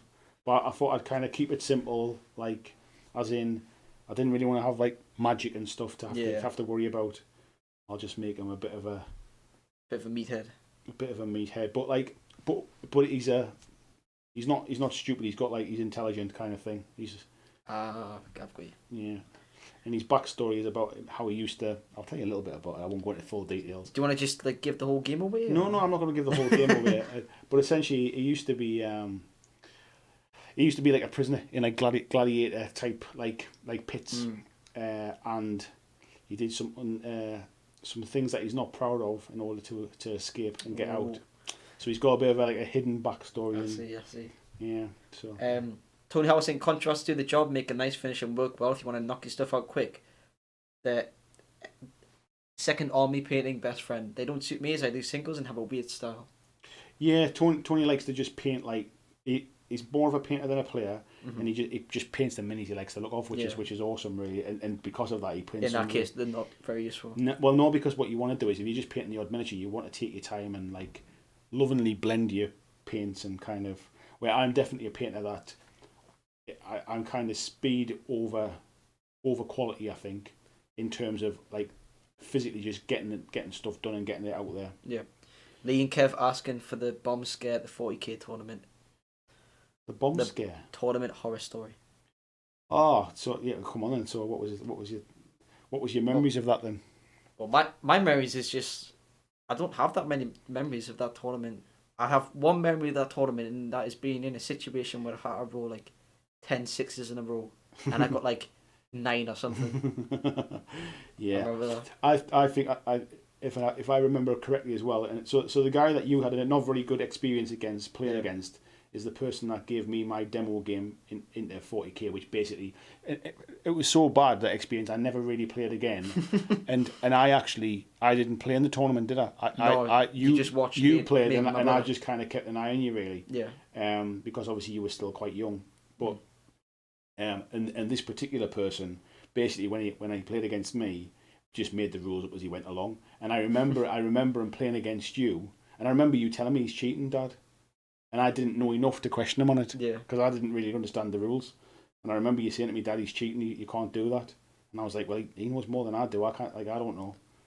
So, I think I remember that now. Yeah. So. Yeah. So yeah, cheat against an 8-year-old. That's obviously I know. in a friendly like 400-point tournament or whatever it was. Oh, that was it. It wasn't even like anything too serious. It was just like a little club event thing, wasn't it? Yeah. Was it not because the Space Marine movie came out? It was. That's exactly when it was, because we bought the Space Marine DVD, didn't we? And I had a projector, and I took the projector down, and we sat, didn't we, after the tournament and watched the Space Marine movie with everybody in the club. Yeah. But yeah, I didn't. So that'll date it. That'll tell you exactly when it was. That'll tell you the exact date. Yeah, it was when that Space Marine movie had just come out. Yeah. Which was awful. Yeah. It wasn't very good, that's for sure. They're not making a sequel. I don't think. Well, there might be actually. I don't know. It's not a direct sequel, but they're making more 40K like animated stuff. That's a bit. That's the black contrast paint on there. I'm actually going to not use contrast paint on this bit. I'm going to use some Citadel metallics. Hold on. Steve saying never played anything but basic D&D or first edition AD&D. Yeah, I'm just kind of just. I think he said don't play. Did he? Sorry. Did he say don't play? Oh, did he say don't? I don't know. I didn't. It was wherever Lee's comment was there, just above it. Yeah, jumped away. Yeah. Oh, there. Christian's just chiming in and telling me what it was called again as well. No. That was it. Love a good Tony horror story. That was what we're talking about. He's never played. No, Steve's saying he's never played anything but basic D&D. I read it wrong. That was my bad. Yeah, the bombs get the 40K Tony. Yeah, so it was just basically like just a bad experience. It was just a bad experience. So to kind of. I don't even want to go into too much details in case people. In case he's watching. Well, he probably won't be. He might be watching, and he'll not know it's him. But as soon as I say certain details, they'll know exactly. Or anybody that went to that club will know exactly who it was. So, yeah, let's just say that basically the bad experience with the person was basically purely down to them putting winning well ahead of just having a fun game, wasn't it? Yeah. I think cheating's one thing, but cheating against an 8-year-old is. I know, that was the thing. And he must have been, what, 18 at the time, something like that? 17, 18. Ah, well, it's just some people, isn't it? Yeah, just some. He'd be 28 now. Wowzers. Oh, well. That's a scary thought. He's an adult and he's still out there in the world. Yeah, cheating against 8-year-olds. I'm just finding the... VGCM, best way to find role players is at school is walk around the corridors at lunchtime. There'll be groups in rooms playing if it's anything like it was back when I was a kid. I think there was in the years below me, but for my year, nobody played it. There was definitely nothing. There was definitely nothing around my school. I know there was in the years below us, but for my year, it was everyone just kind of just ran about the corridor and shouted, bullied teachers. That sounds about right. Yeah. Surprisingly enough, they didn't like our year. Jeffrey saying there, looking forward to hearing about my D&D experience. Yeah, thanks, mate. Definitely be feeding back on that one. Christian tell me, Agadirk, the half-orc fighter. Yes, that's the fella. Joachim saying, getting nervous about, now I messed up tomorrow's D&D event. Might have to leave the whole community if it goes to. Start talking to myself to get in the character. Joachim, you will be alright, buddy. Don't worry about that. Peter saying he likes D&D, but too socially awkward to do for me. Hard to be face-to-face for him, actually. Do you know what I think that's a large element for me as well. It's the fact that it's one thing talking to someone, but it's another thing talking to someone pretending to be someone else. Well, do you know what it is? That was one of the things that initially kind of put me off a little bit, like this idea of thinking that I had to like do like weird voices and stuff like that. But it's not like that. You don't you can, and it can be certainly encouraged, but you don't have to suddenly become some kind of like voice actor. Yeah. So when people say that you're role playing the game and that you are like being in character, it just means you are speaking as if you are that person. Not like, so my character's going to do this and he would do that or she would do that. It's just like, right, I'm going to like, that's all it really really means. I was just laughing at Tim's Aga Dirk push pineapple shake the tree. The name come from the D&D random name generator, mate. I didn't know there was no wonderful kind of reasoning behind it. It came from the name generator. So yeah, we'll see how Aga Dirk does tomorrow. Yeah, that's a good one. See if you can uphold these. I'm not even going to tell you the backstory I was going to say. No. We'll get to that when we get to that. Dirk saying that he played pen and paper RPGs for 20 plus years, then I changed to skirmish wargaming because it had all the fun parts from role playing. I used to play those The books, not Final Fantasy, whatever. Fighting Fantasy. Fighting Fantasy, that was it. I've done a couple on the live streams before. Yeah, I used to play those. I'll tell you what, that gold paint needs a good shake, I think. It doesn't want to sit on there, does it? No. It's like separating, that's weird.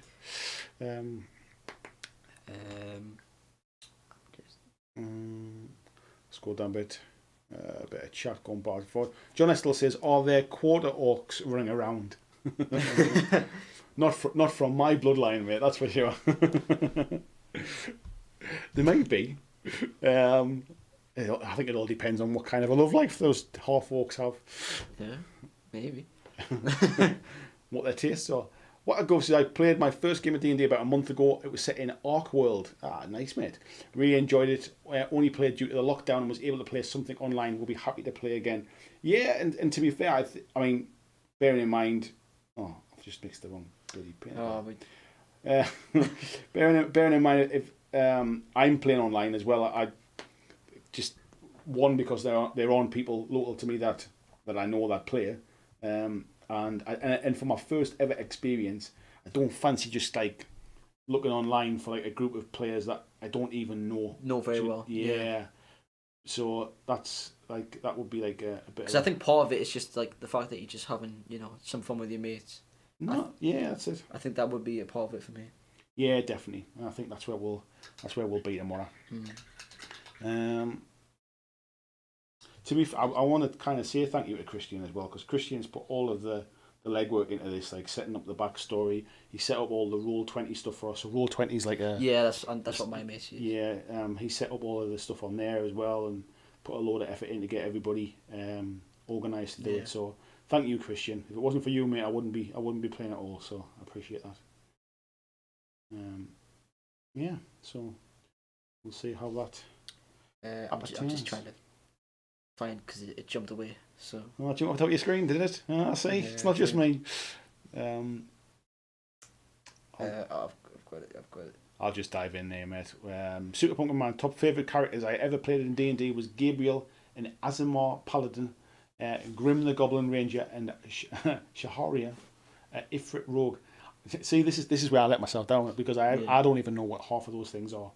Like, so like fantasy's never really in the past been a big part of my kind of like repertoire. I don't really watch fantasy films. I don't read like fantasy books and stuff. I started getting into fantasy games, and I can certainly appreciate the kind of like I understand why they're hugely popular. It's not that I don't like them, but when it starts talking about the different races and stuff like that, unless it's the basics, the orcs and the kind of elves and things like the dwarves, unless it's the basic stuff, I get lost with some of the other stuff that's out there. I think my fantasy kind of thing was World of Warcraft when I used to play it, and Lord of the Rings. But I'm always more into like sci-fi and cyberpunk and that kind of stuff instead. Yeah, that's just what I prefer. Ultimate movie was hot garbage. Yeah, it wasn't even hot. It was just garbage. I think at the time, though, I seem to remember thinking at the time that the movie itself had some really good voice actors in it. Yeah. And I think actually like the story itself wasn't awful, but the animation looked like it had been done on a BBC Micro. It was like it really was poor. Like even like it looks poor now, but I don't think you realise how poor it was because you just look back on it like as in it's old animation. But if you could compare it to animation that was around at the time, it was absolute garbage. Yeah. It was like they spent their budget on getting actors to do the voices, and then they went, "Oh, hang on, we've got no money left for the animation now. What are we going to do?" Like, just get something on. What was Fiverr. What was that thing called?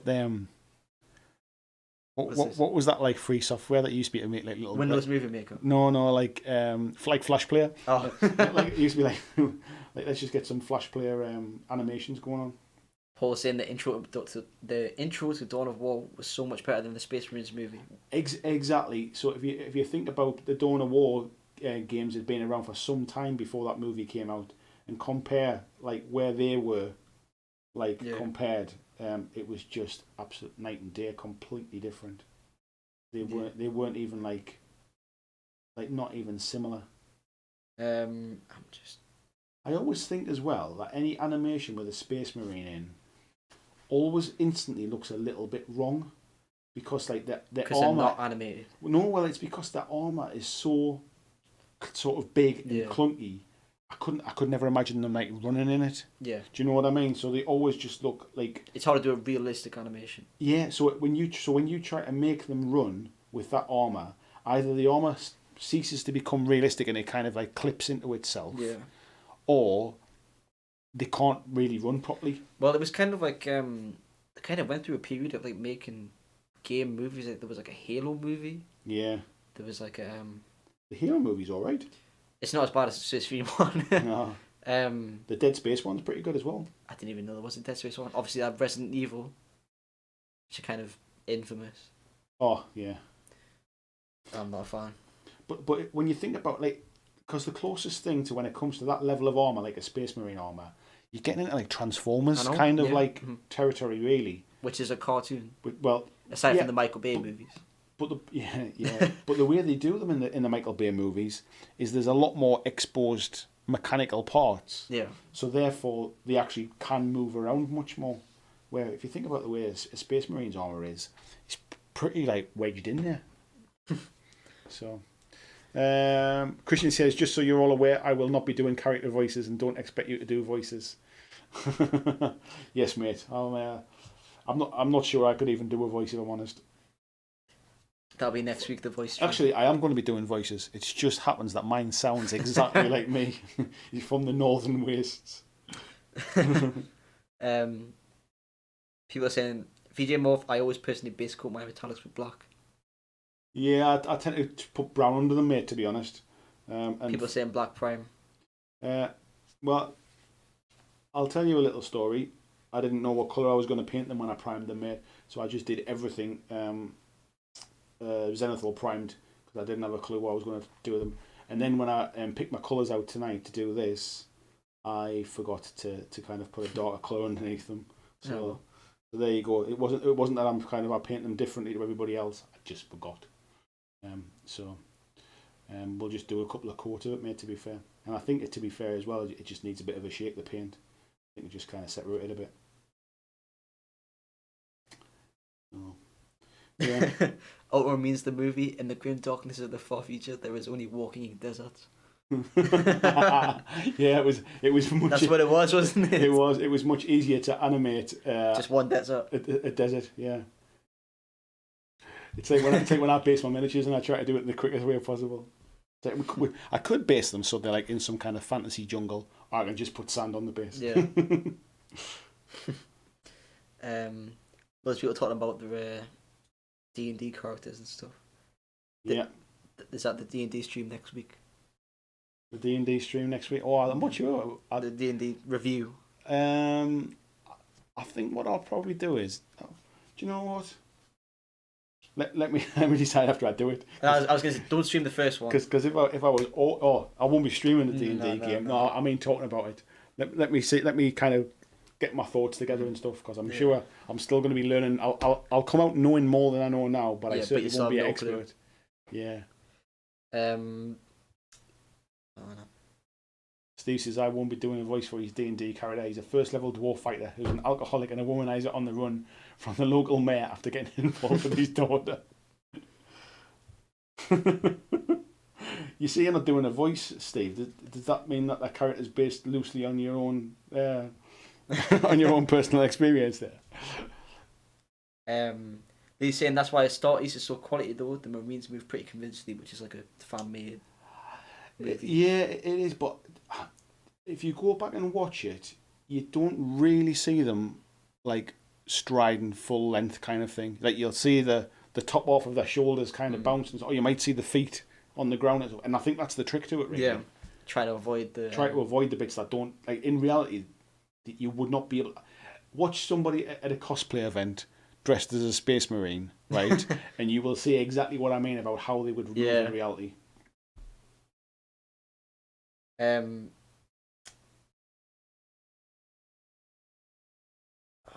just scrolling through all this. It keeps jumping around. Told you, folks, it's not that easy, is it? No, it's not. Steve says it's great fun playing, especially when he gets drunk. I've got our party. Oh, when he gets drunk, I've got our party in some very sticky scenarios. Super Pumpkin Man says there are 2 Dead Space movies. Yes, they are. I think they came know. out around the same time as the first game came out, like literally at the same time. Strange. I didn't even realise the word Dead Space. Lord Maiden saying, which Resident Evil films, the live action ones or the animated ones? I've not seen the animated ones. I haven't seen the animated one. I've only seen the ones with what's he called, Mila Jovovich. Mm-hmm. There's a really good fan made Fallout movie on YouTube. Is there really? I wouldn't know. I was not aware of that. I played quite a bit of Fallout. New Vegas is probably my favourite one. I almost downloaded that the other day. Yeah, it's great. So I'd signed up for the Xbox, what's it called, Game Pass thing. Yeah. I just signed up for £1 for 1 month. Oh, is it on the Game Pass? Yeah, the Xbox 360 version of it's like on the Game Pass, and I almost downloaded because I was saying about like wanting to play more like single player game things. That's probably New not Vegas bad. is great. I think I've played it so much though. That's kind of. I've not really played a lot of Fallout, to be fair. That was one of my first games I got was Fallout 3. Fallout 4 I bought, got caught up in the hype of like, oh, this is going to be the best thing since sliced bread. Yep. But then I think I get sidetracked with a lot of those kind of walking around simulators. Yeah. Well, have you seen Death Stranding? That literally is a walking around simulator. Well, I traded in Red Dead Revolver 2 for that reason. That I found, because I didn't play it often enough, that when I went back to it, I forgot where I was up to. Yeah. So I got it on the PC and then I didn't find it very good, so I just refunded it. It's on Game Pass as well. Everyone's just going to crucify me for saying that it wasn't very good, but... But screw you. Each to their own. Yeah. Did you see the SFB unboxing today? Box looks bigger than I expected, and they mentioned August 10th for the boat. Yeah, I saw that. So SFB is Super Fantasy Brawl by Mythic Games, and I did see that, mate. And I'll be really surprised if they hit that timeline. It was in their What's Up Wednesday email today that they mentioned that date, and then almost try to like apologise for not hitting it already. So yeah, that was meant to come in March. Oh really? Yeah. So that sounds like Kickstarter. It is, but I mean, I'll cut them some slack. The fact that it's COVID-19 and all them kind of stuff that's going on. So they do deserve some kind of slack, but I definitely feel like they got their hands full with trying to do too many Kickstarters at once. Vijay, speaking of Street Fighter, I can't wait for the Street Fighter tabletop game Kickstarter to deliver. I didn't even know there was one. Yeah, it's all pre-painted stuff as well. Oh, really? Yeah, it looks pretty cool. I almost backed it as well, and I thought, why are you backing it? You'll never play it. Yeah. But yeah, it looks nice, even if you just bought it for the miniatures. There's a lot of like where they remake all the games into tabletop games and all. That seems to be like a get rich quick scheme. Yeah, well, I'll tell you actually, the Street Fighter game is made by Angry Joe. Oh, like it's in the YouTube Angry channel. Joe YouTube guy. Yeah. Strange. So he's doing. I thought he was more of like a video gamer. And apparently he's into his board games as well. So, I mean, he's obviously partnered up with somebody else as well, but it's Angry Joe that's. Like kind of endorsing it. Well, he owns the company, I think. So he's obviously partnering up with people who have more experience and know what they're doing. So, folks, it looks quite dark on camera there, but it's coming together. Just quick in the bar for a second. I'll be back in. No worries, man. No worries. You can't do that on live stream. That's it. Just get you a drink. Actually, yeah, you can do. Let me just. Are you getting the drinks here? Yeah, just stick it on the corner.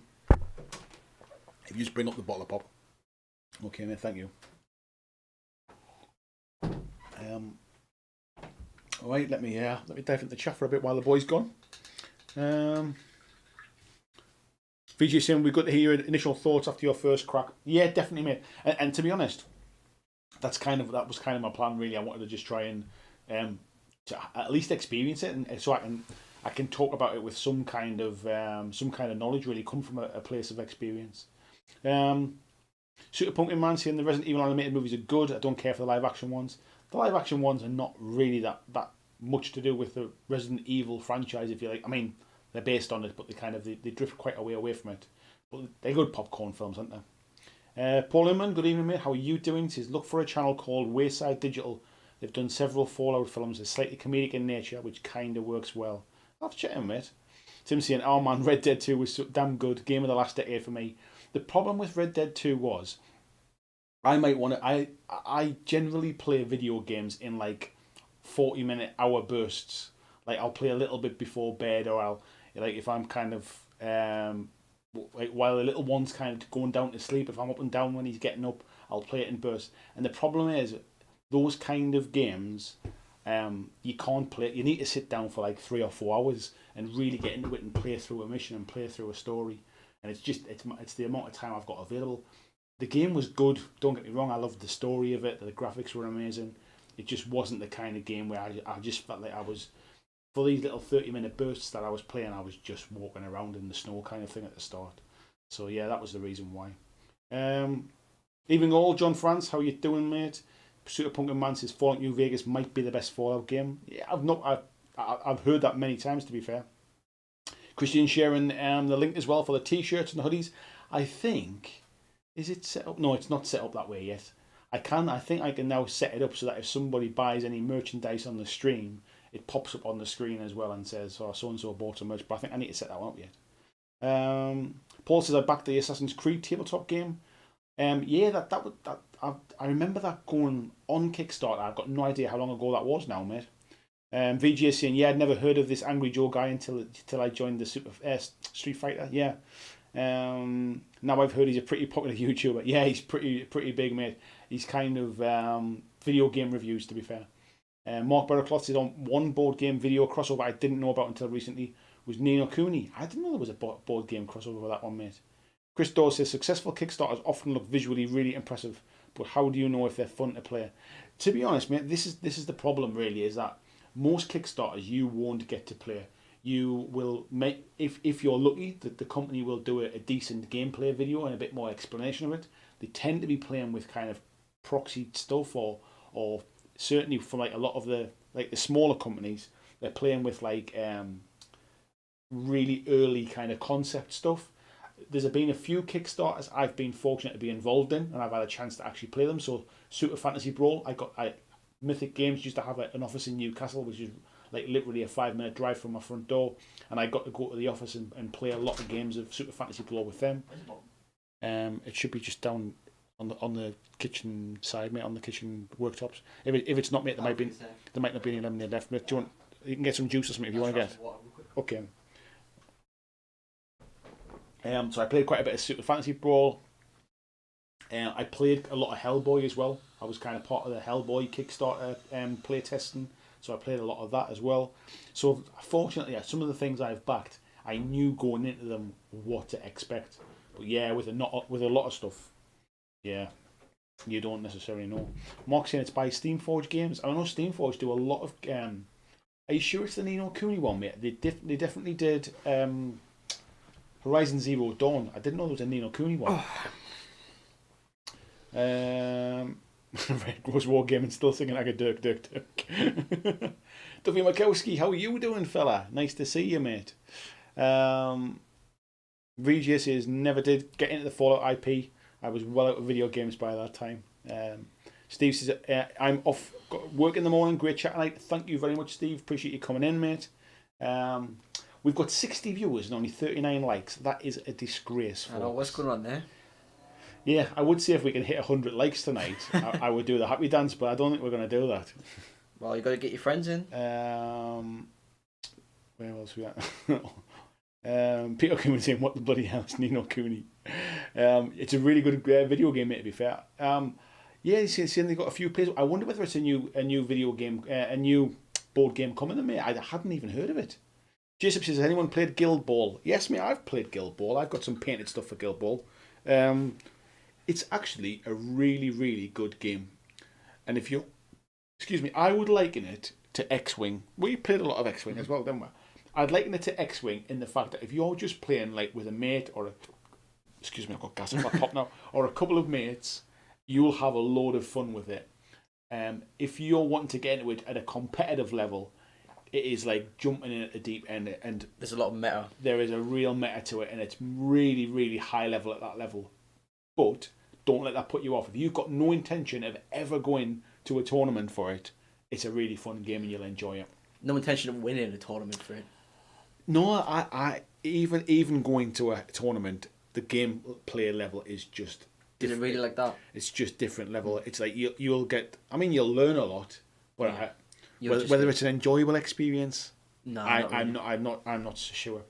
Lord Maiden says Resident Evil 2 and 3, Dark Souls, Horizon Zero Dawn. I'm sure Ni no Kuni got announced for wargames. I must have missed Ni no Kuni completely, mate.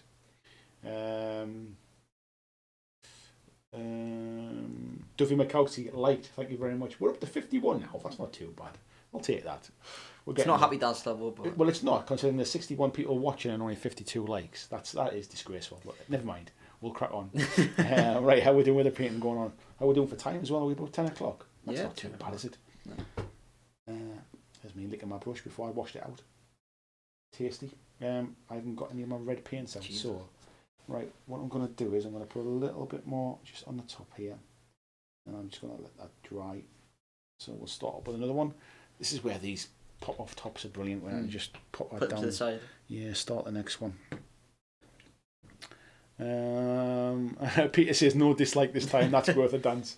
Or you've now swayed him. You've now set the ball rolling. It might be that's when somebody comes in and goes, I want to see that dance.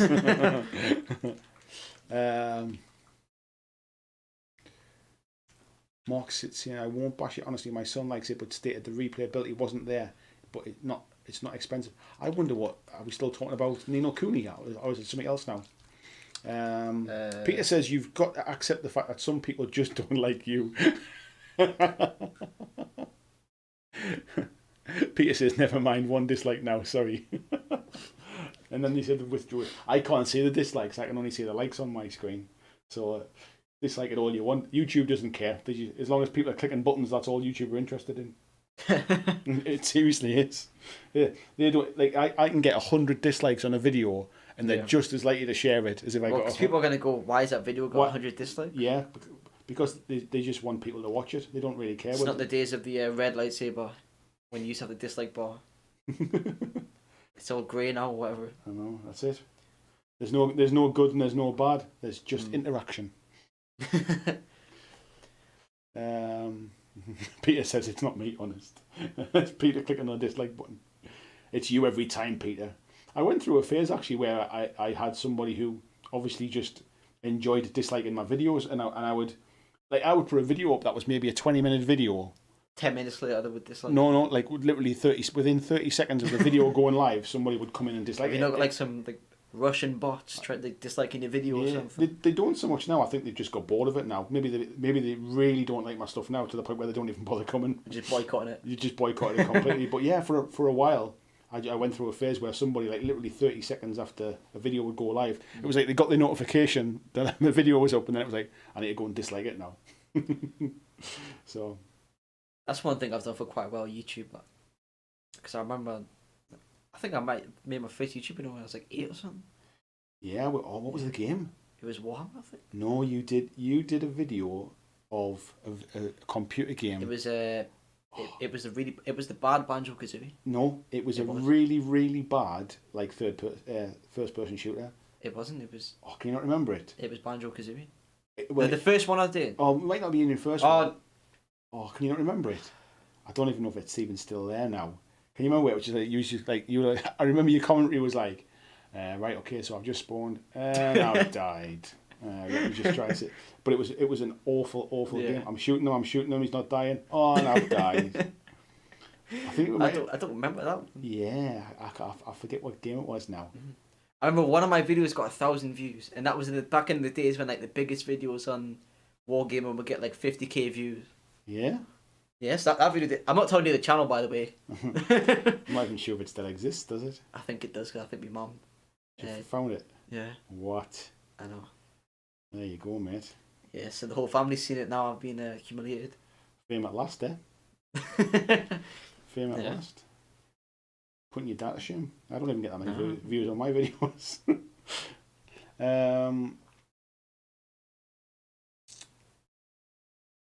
Jeffrey Higgins saying Blitzball is a fun, quick game. Yeah, if VJ is still around, mate, he'll definitely. Oh, I've just saw further down. Blitzball is the best game. Let me fix that for you. Yes, I keep hearing that, mate. I've heard nothing but good things. At some point, I will get around to trying that game. So Blitzball is like a simplified or like a 7-a-side or something like that, or 5-a-side version of Blood Bowl, but plays like much faster and is a bit less. I was going to say a bit less shit, but that's not strictly true. It's just not. Blood Bowl's not really my kind of game. That's all. Peter says maybe it was someone that wanted a specific game, like new video, or not what I want. Dislike. I've got no idea. I mean, I think I've obviously upset somebody at some point, and that was what it was. And then either they got over that, or they got bored of it, really. So I don't mind. Like I say, it makes absolutely no difference to me. I don't take it personally. And as far as YouTube's concerned, well, I've got a confession to make. It's you. No, it wasn't me. As far as YouTube's concerned, they don't even distinguish the two from each other. They just see it as somebody's interacting with it. So like, even if I got like a load of dislikes, it wouldn't suddenly like stop YouTube sharing my videos or anything. Not that they share them now, but you know what I mean. Krabby saying it was the guy from the Wargamer Club figured out you were slagging him off. Do you know what it is? It wouldn't surprise me. It would not surprise me. In fact, you might not be far away, actually. It might have been a member of the family. Well, it wasn't me. Not my family, I remember his family. Oh. Robert Zung said, I just realised the cannon is a bit too big for the ship. Just finished building. I'm going to go cry and have a beer and then start on smaller cannons. I'll tell you what, mate. Have a beer. That'll solve it. Don't worry about that. He's heading off now. Tony says, a degree, there's a lot to learn, but a really tactical game. I play both Blood Bowl for fun and Guild Bowl for challenge. It's interesting because I couldn't play Blood Bowl for fun, that's for sure. But it's just not my kind of game. That's not doing the game down. Like, not every game's for every person, is it? So that's that's my story, and I'm sticking to it. I'm not trying to offend anybody on it, but yeah, it's not. I think we have played it a couple of times before. We have, mate. Yeah, we've got two versions of it. I was when it kind of was reissued again, not that long ago, really. In comparison, I decided to try and give it another go. There's also a video game. There is the video game. I don't mind the video games. Because you don't have to finick it around with anything. It's just like because I just lays it out. I don't even feel like I need to learn the rules. It tells me where I can move to. That's the same for a lot of like that kind of stuff. Like board game stuff. Like Space Hulk as well. It's a lot like that for me. We've never played Space Hulk. Like the board game. I've got it over there. So we've never played. We should play it, but that's what I mean. It's a lot like you don't have to. Oh no, that ain't happening. Well, you can read what it says. It says I know. For Sam Yorgum says not for you, Andy, for Sam and his work on the chat. I'll be taking that. Thank you very much. Well, when YouTube pays me in 3 months' time, you can have it. Andy, take the cut. Thank you very much. It'll come up on the screen. Actually, I'll not say it till it comes up on the screen. Yeah.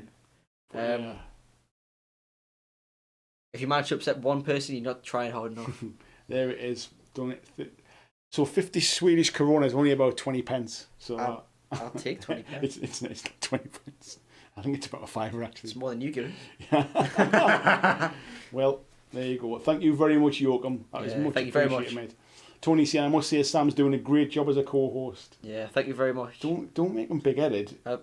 He'll come and take over this channel sometime. That's what'll happen. I'll be out of a job. I'm not saying anything, but it won't even be that my hobby disappears. I'll actually be out of a job.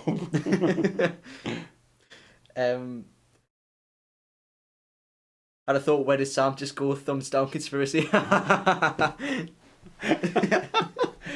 that where you went? Did you go on your phone and dislike Sam's not there?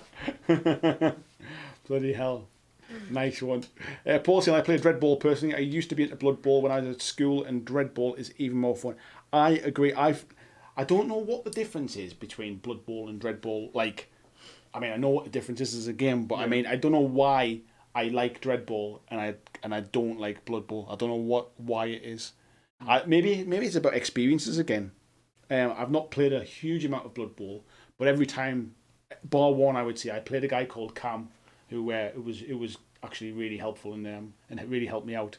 But at every other game of Blood Bowl I've played, I've just been spanked, and it's like by me and other people, and it's literally been a case of like absolutely smashed me off the board, and then at the end of the game went, well, you could have done this or you could have done that.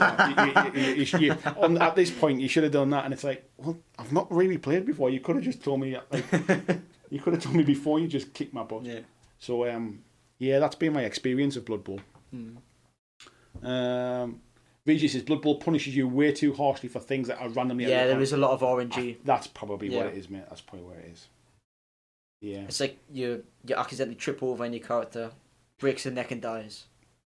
Yeah, I think that's probably definitely the feeling I got, is that not only was I not very good at it, but even when I tried to like kind of like strategize, it all fell apart for me.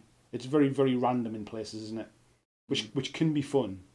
If you're just playing for a bit. When there's a small amount of randomness, it's fine. But when it's the entire game. No, but you know what it is, even large amounts of randomness can be fine if you were just playing like for a laugh. Mm-hmm. Like if me and you are just playing and like we're playing and like you keep falling over, or every time you try. That's what it is though. Like when you fall over, it's funny, but it's not funny when you're trying to win.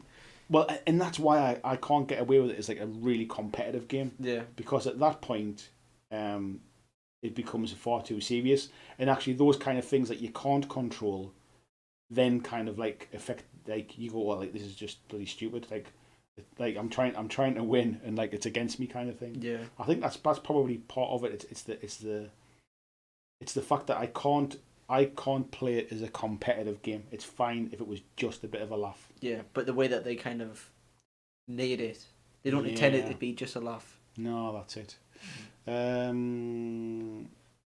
What was that one? What a Gov as well, saying, yeah, I found Blood Bowl too long and drawn out. Quite a long game as well. Yeah, I'd agree with that. Dread Bowl is pretty fast, to be fair, overall. Even Lou's been playing a bit of Dread Bowl over lockdown with me. Yeah. So yeah, we'll have to have a game, mate. Yeah, we've definitely played a fair few times. Yeah, we have, mate. Yeah. Peter Nicholas donated £5 through Super Chat. Least I can do is buy the top. Yeah, times are tough, yeah. Times are tough. It looks like we ran out of lemonade, mate. So yeah, that's it. Thank you very much, Peter Nicholas. You're a true gentleman. So according to that tells me how much we've got from chat revenue tonight. Mm-hmm. I'm not going to say what it is, but if that goes to the next one up, you know what I mean, then I'll do the happy dance for you. Right. So there you go. Well, I'm not saying anything, but let's just say I'm cheap. Where we at? VG says, I read this review of Blood Bowl a while ago and feel nails it. The entire rule set is built out of pitfalls with the smallest error in judgment, the briefest forgetfulness putting you at a colossal disadvantage. That's exactly how I kind of like felt playing it, mate. Yeah, that definitely sums it up for me. Definitely sums it up. Paul saying he could, when COVID comes out, he's up for putting on a Dread Bowl tournament. There was meant to be one at Mantic Games, I think. And unfortunately, obviously, COVID and stuff's trying to put pay to that one at the minute. But Kieran Morris is putting together an online event, I think, through Vassal. So watch out for that one if you're into Dread Bowl, folks. And he's doing a bit of a painting challenge thing for it as well.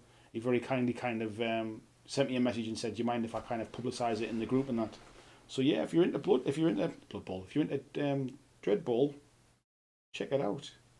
Another game we need to play, Sammy. If you can see behind you there, my dead zone terrain is kind of 90% painted. I've got one piece that I need to paint. We do periodically play that though. Yeah, but I've got one piece I need to paint because I want to do that one as a video for that one piece. Is that the big one? No. There's one in the corner that's just been primed. So once I do that one on camera, then I'll have it all painted and then we'll be able to do a game of that on camera as well. Cause it's only on a 2 foot by 2 foot board, so it's nice for on screen as well. So yeah, so there's stuff in the background, folks. But as you can imagine, kind of doing 99% of this stuff on my Todd, it's like it goes in the to-do pile kind of thing very quickly. So Tim asking, do any of you play Star Wars Armada? I've been given the base game by a mate. Have I found the game at the wrong time? There doesn't seem to be any stock anywhere. There's no stock anywhere, mate, because FFG have like pretty much get all that stuff made out in China, and everything's pretty much closed down. So that right across the board with like 90% of the board games and all sorts of stuff, they're really lacking in product. But it's little to do with the game being like on its way out or anything like that. It's more to do with the fact that it's just they can't get any stock for it. Legion's exactly the same. Trying to get Legion stock is like trying to find hen's teeth. So yeah, it's not just that. I've not played the game, mate, but it looks really, really nice with those big ships. It's essentially X-wing with bigger ships. Yeah, I've seen people play it quite a bit.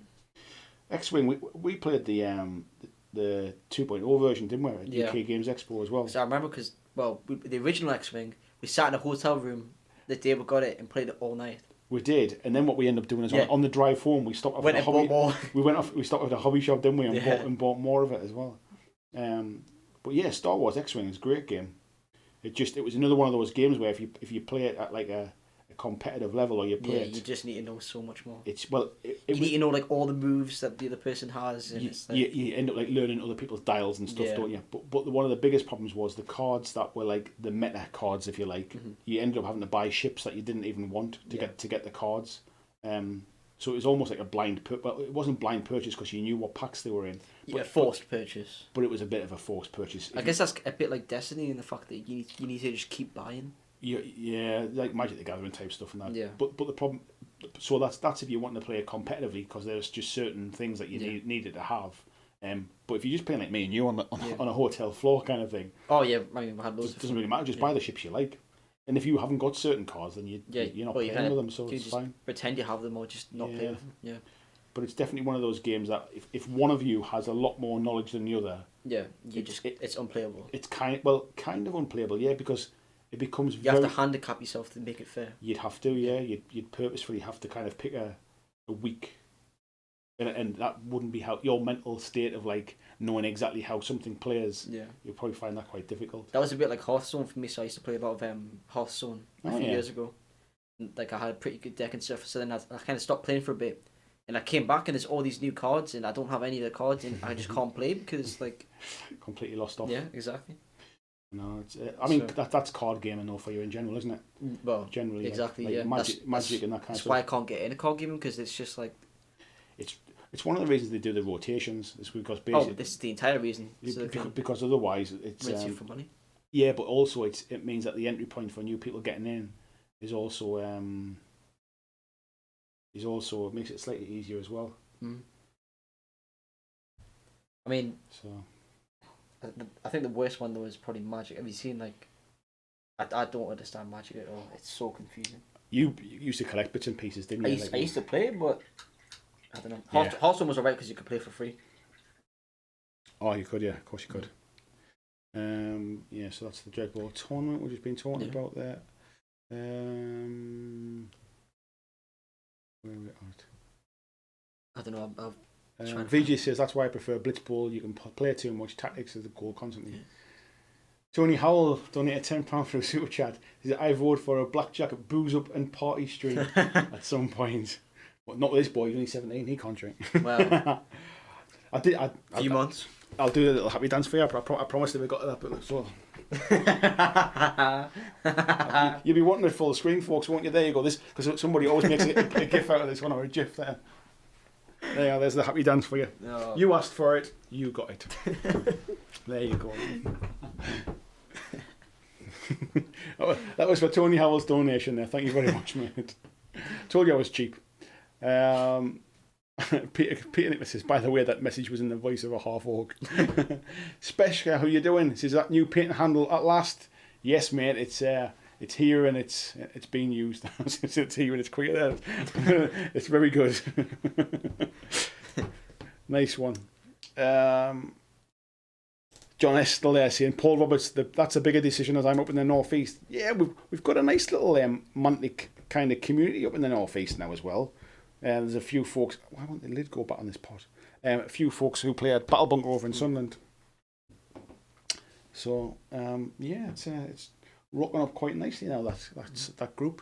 Luke says, I'm a big fan of Star Wars Armada. I've loved fleet games, and Armada might be one of the best. Also has the best implementation of fighters that any fleet game has. And Lee's saying all the fun at X-Wing at twice the price.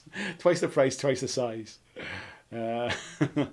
Lee's a big Star Wars fan. Painted up loads of Imperial Assault. You know, like the what's it called, dungeon crawler kind of Star Wars game and stuff as well. And he's been painting up these Legion stuff as well, which is kind of like tipped me over the edge into picking this up as well. What a Ghost says, oh, love me some Dead Zone. I'd watch that. Nice one, mate. And we will certainly get to that. VJ saying, if anyone wants to play a Blitzball on Tabletop Simulator, feel free to hit me up. I keep meaning to. We need to get that game in at some point, mate. I did promise we'd have a game. David Delaney says, just stopped by my friendly local gaming store. They had the Indomitor set on display. Can't wait for Saturday. Oh, I'm gutted, mate. I was just telling you about it, wasn't I? Basically, I missed out. I was part of the Goblin game and sold out in 3 minutes. Problem. So crazy. I know. So I'll get there eventually. It'll arrive one day. So.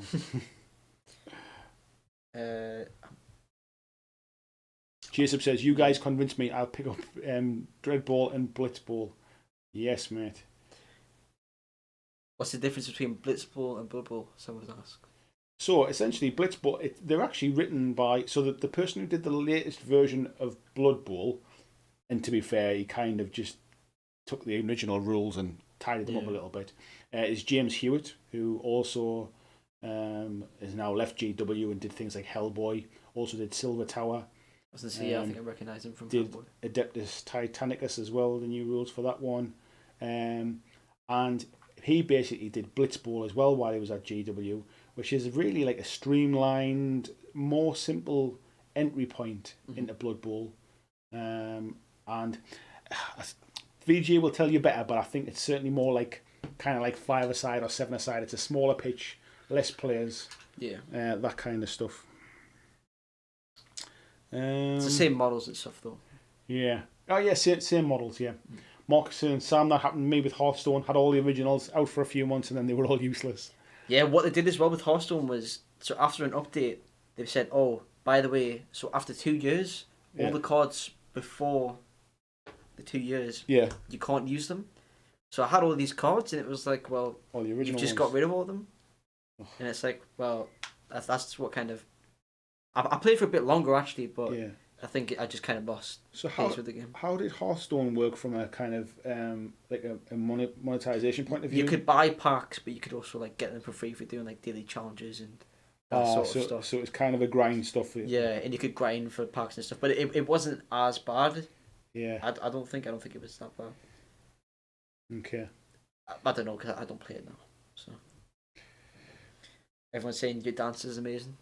Oh, honestly, I should have been a dancer. Never mind a video creator. Yeah, a dancing queen. Steady. Yeah. It's proper dad dancing, especially when my son's on the stream with me. Then it really is dad dancing, isn't it? You've never been more proud of your son. Of course.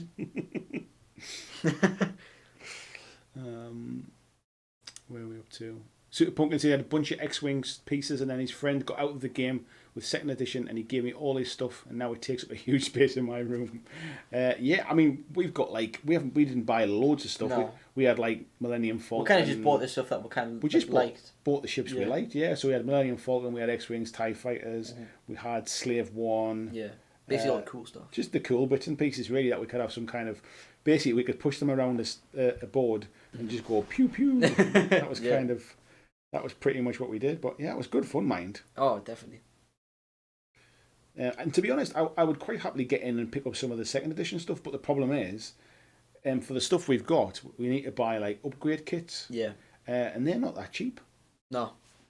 Is that where they like changed the base and whatnot? They've changed the base things on them. They've changed the point stats and things. They've changed the dials. So I mean, technically, you could just play.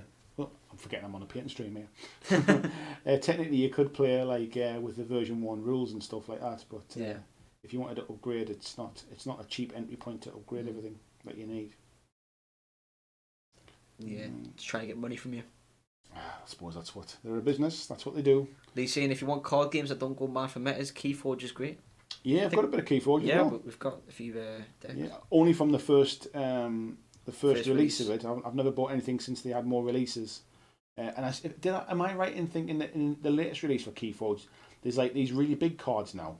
How on earth do they come into the game? I'm sure I've seen that somewhere. Probably saying you stop painting to see you dance. I tell you what, Crabby mate, you'll see a lot of things in your lifetime, but nothing as good as that.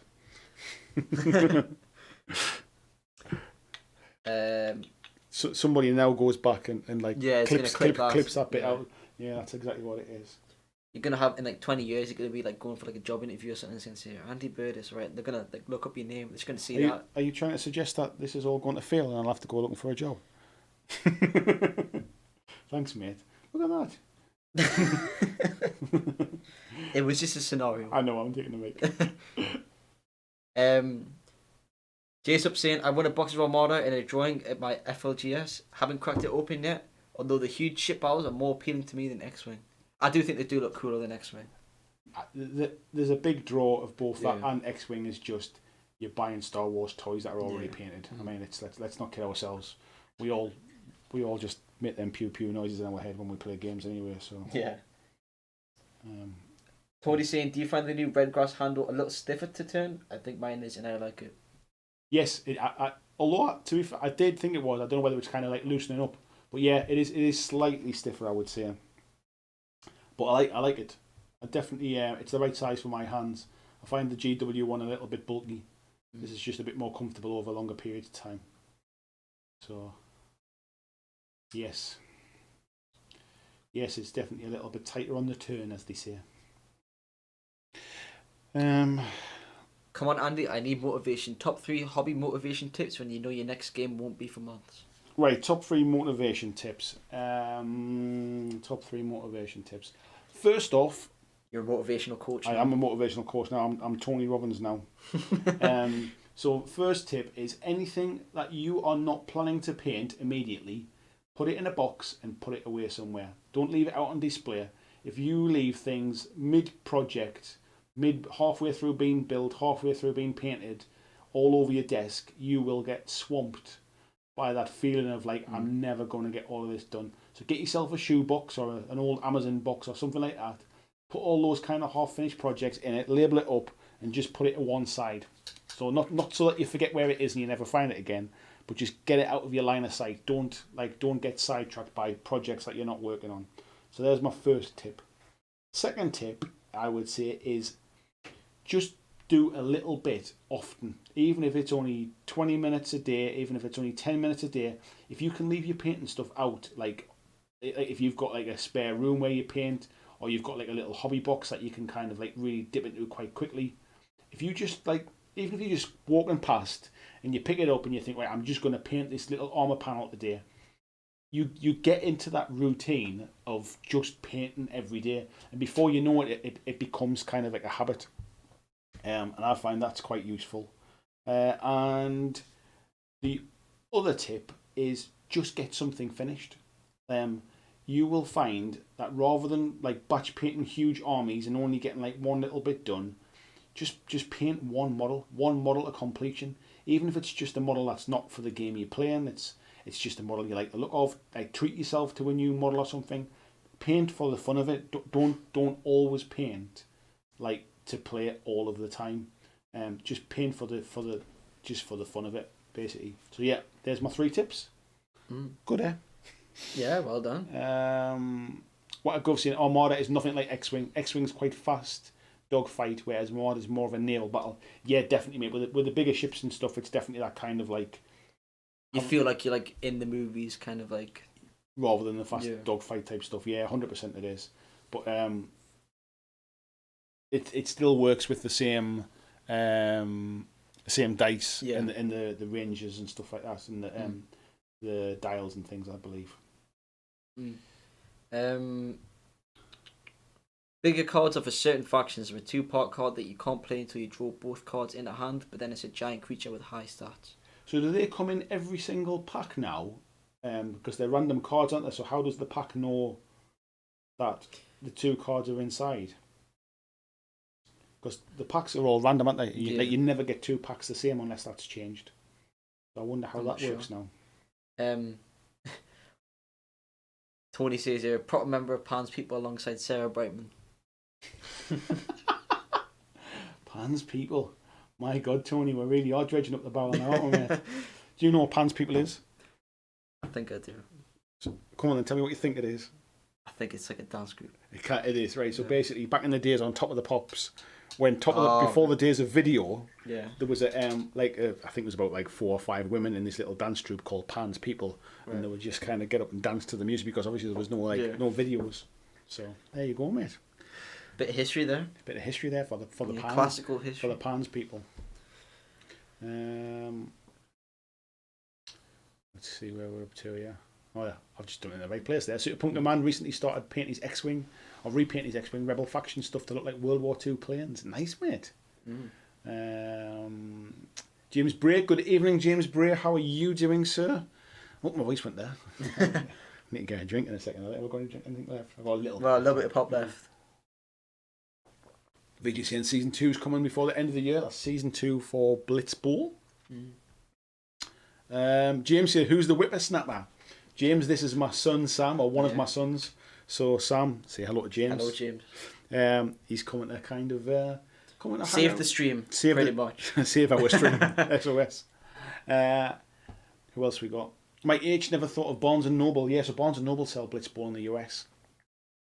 Tony says, I think I may have too much on my painting desk at the moment. Might pop some of it out the way as you see and just bash away at what's left. So what I did, folks, I will very quickly fit across to my main screen here. I bought one of these really useful boxes.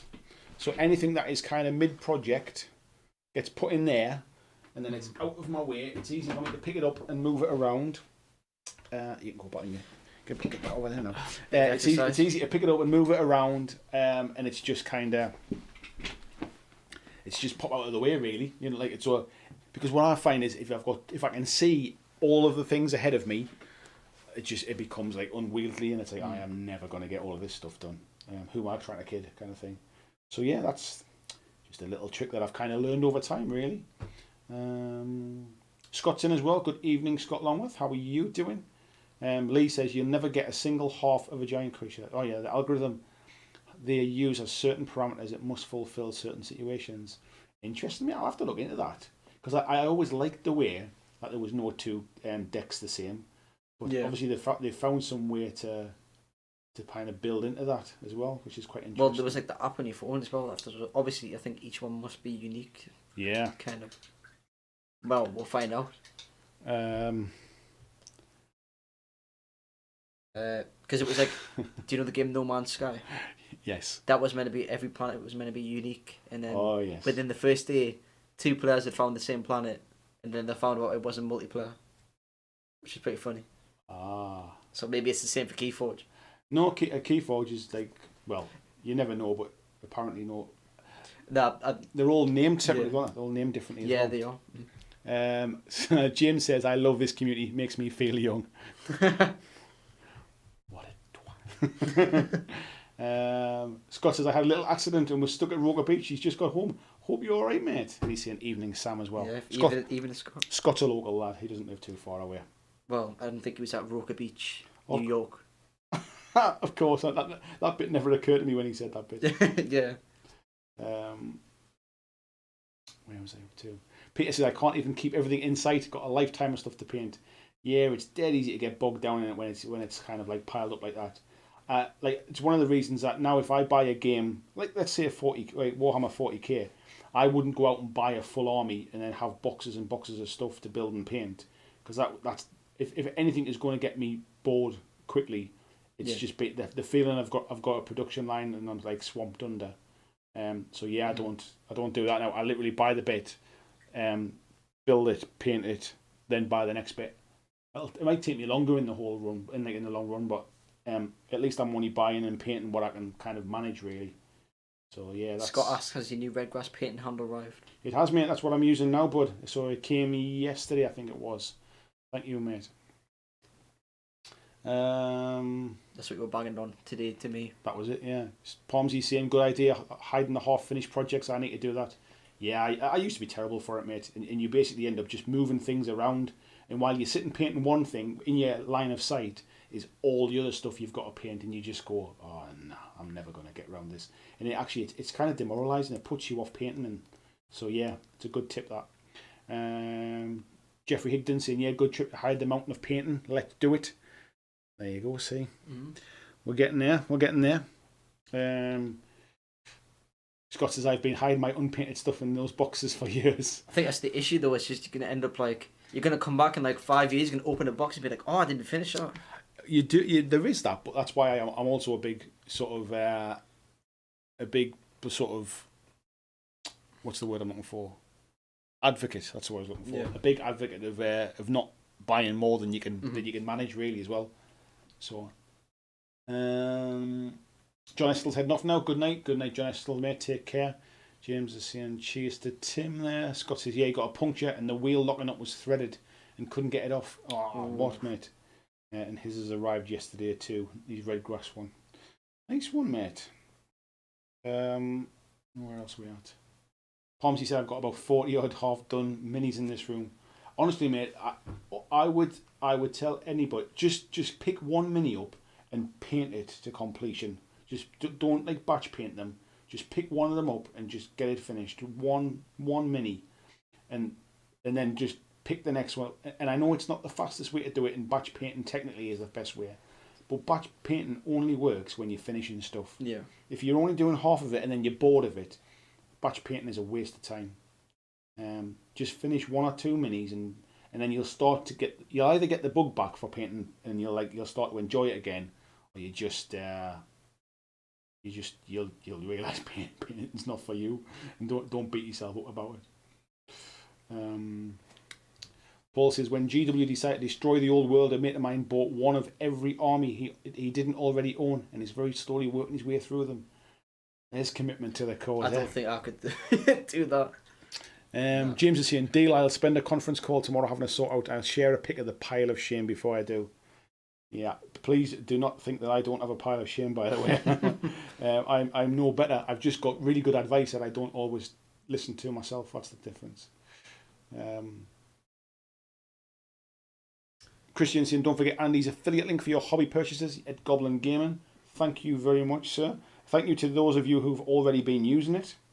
It's been shopped quite a bit. Even if you just click the link, it should remember your kind of, it'll put a cookie on your system and it'll remember you for a little while as well. So even just clicking the link helps me to kind of buy pop. To buy pop, yeah. I mean, I ain't ever going to retire on that money, but it all adds up. It's all a little bit extra that makes the channel sustainable, makes it worthwhile, makes it the possibility of keeping this going long term as well. So yeah, thank you very, very much, folks. Jeffrey saying, opening the surprise box of unpainted stuff can also reignite the desire for the game.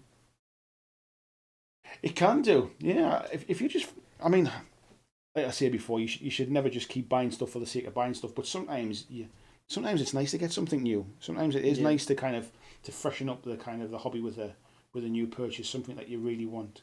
But then don't forget, folks, is that whenever you bought something in the past, you really wanted that too at some point. Like all the minis you have unpainted are all stuff that you really thought you wanted at some point. So. Peter saying, I can't do that. If I buy something, I have to get an entire Forces one. I'm done with getting back into a game and finding out what I still needed is discontinued. Okay, which is fair enough. However, if it's discontinued, then are you really missing out? Is anybody else playing the game? Like, if all the stuff you want is discontinued.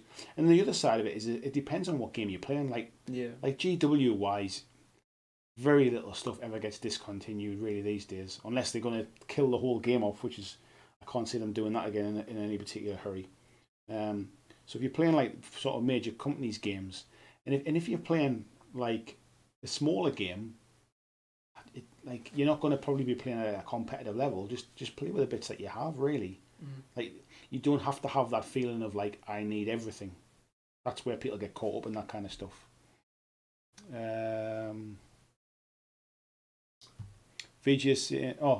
Scott says, what's Sam painting then? Sam, get your dad to buy you some miniatures and paints and show him how to paint properly.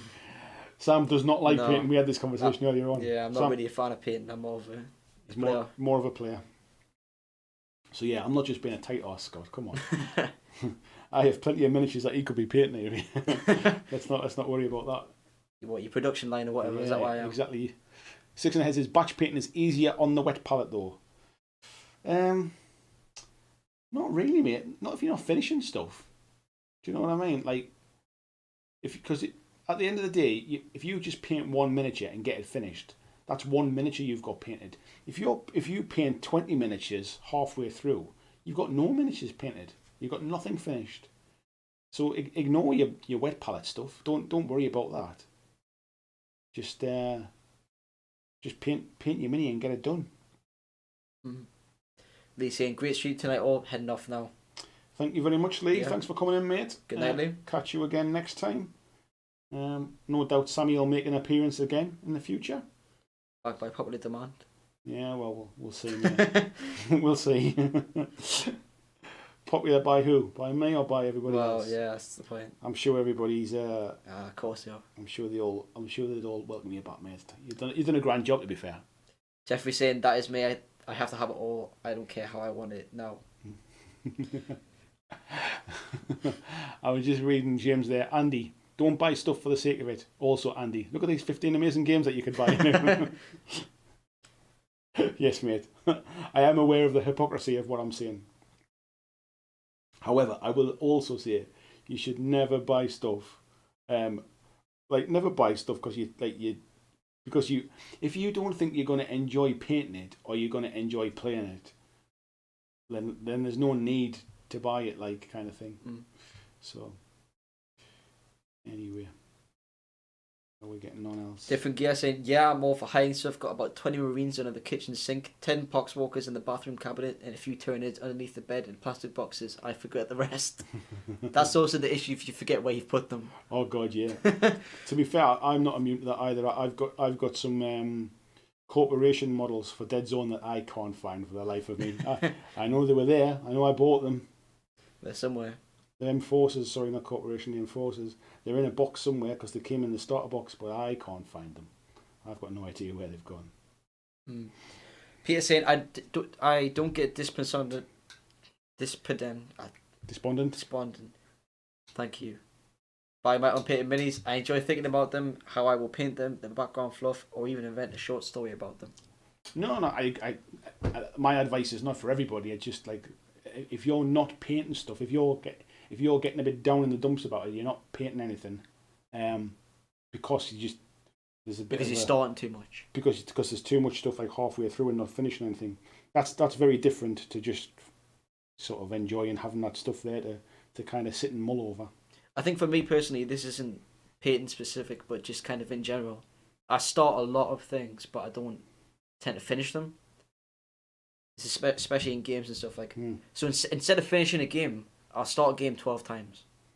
I do that, man, with video games. I quite often go back if I haven't played it in a while and I forgot where I'm up to. It's not even if I haven't played it in a while. It's like strategy games. I'll be like, oh, I'll start a game, and then the next day I'll be like, oh, I'll start a game, but I never finish it. So yeah, I kind of need to take that advice. You need to take some of your own advice, eh? I haven't offered any advice. You're the one. I'm the one offering advice. Yep. William's saying, that's what I'm stuck on right now, trying to do batch painting with OSL. Hellish, do not recommend. Oh God, yeah. If you're doing batch painting stuff, like if it's batch painting for army stuff, unless you are painting for display, it's painful. Just get it done, kind of thing. I would say, unless painting is what you really enjoy. And if you really enjoy it and you're not enjoying it, maybe you just want a break. Yeah. Luke saying, you've absolutely nailed the colour on those droids. They're coming together, mate. I've basically used Warplock Bronze and Balthazar Gold, and I've just kind of blended them together a little bit across the top. And then I'm just going to give them a bit of a wash, really, just to kind of sort of merge in some of the, what's the word I'm looking for? Some of the transitions in them.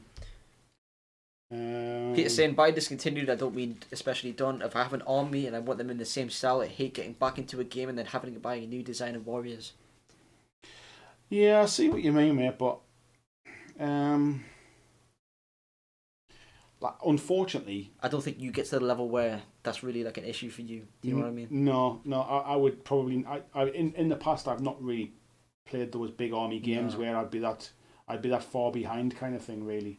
And to be fair, I would imagine they're still going to be relatively kind of similar styled, unless they've completely changed the style of that army mind, which some games definitely do. Are you saying don't buy more than you can build and paint? What? Therein lies madness. Kiwi says, even if folks in the British Collective, very late, but he's still on the go. Who was that, sorry? Kieran. Nice to see you, mate. Where am I up to? Oh, that was just jumping off my screen there a little bit. So, Above. Scott says, bring Sam on more regular. At least you're not behind with the chat. Thanks, mate. The chat normally goes faster than that and keep up. So by the time I'm like answering 20 minutes questions, behind. it's like more like half an hour, like 45 minutes at times on busy nights. Yeah. So now I'm literally, folks, just going over this with an Agrax wash, really just trying to blend in some of the transitions between the two kind of gold colours. And once it all dries and stuff, I'll kind of edge a little bit with a bit of silver, just to kind of a little bit of battle damage on them. Swip to Pomsy saying, I mean, if you stick 6 or 7 colours in the palette, you may as well smash through the same squad.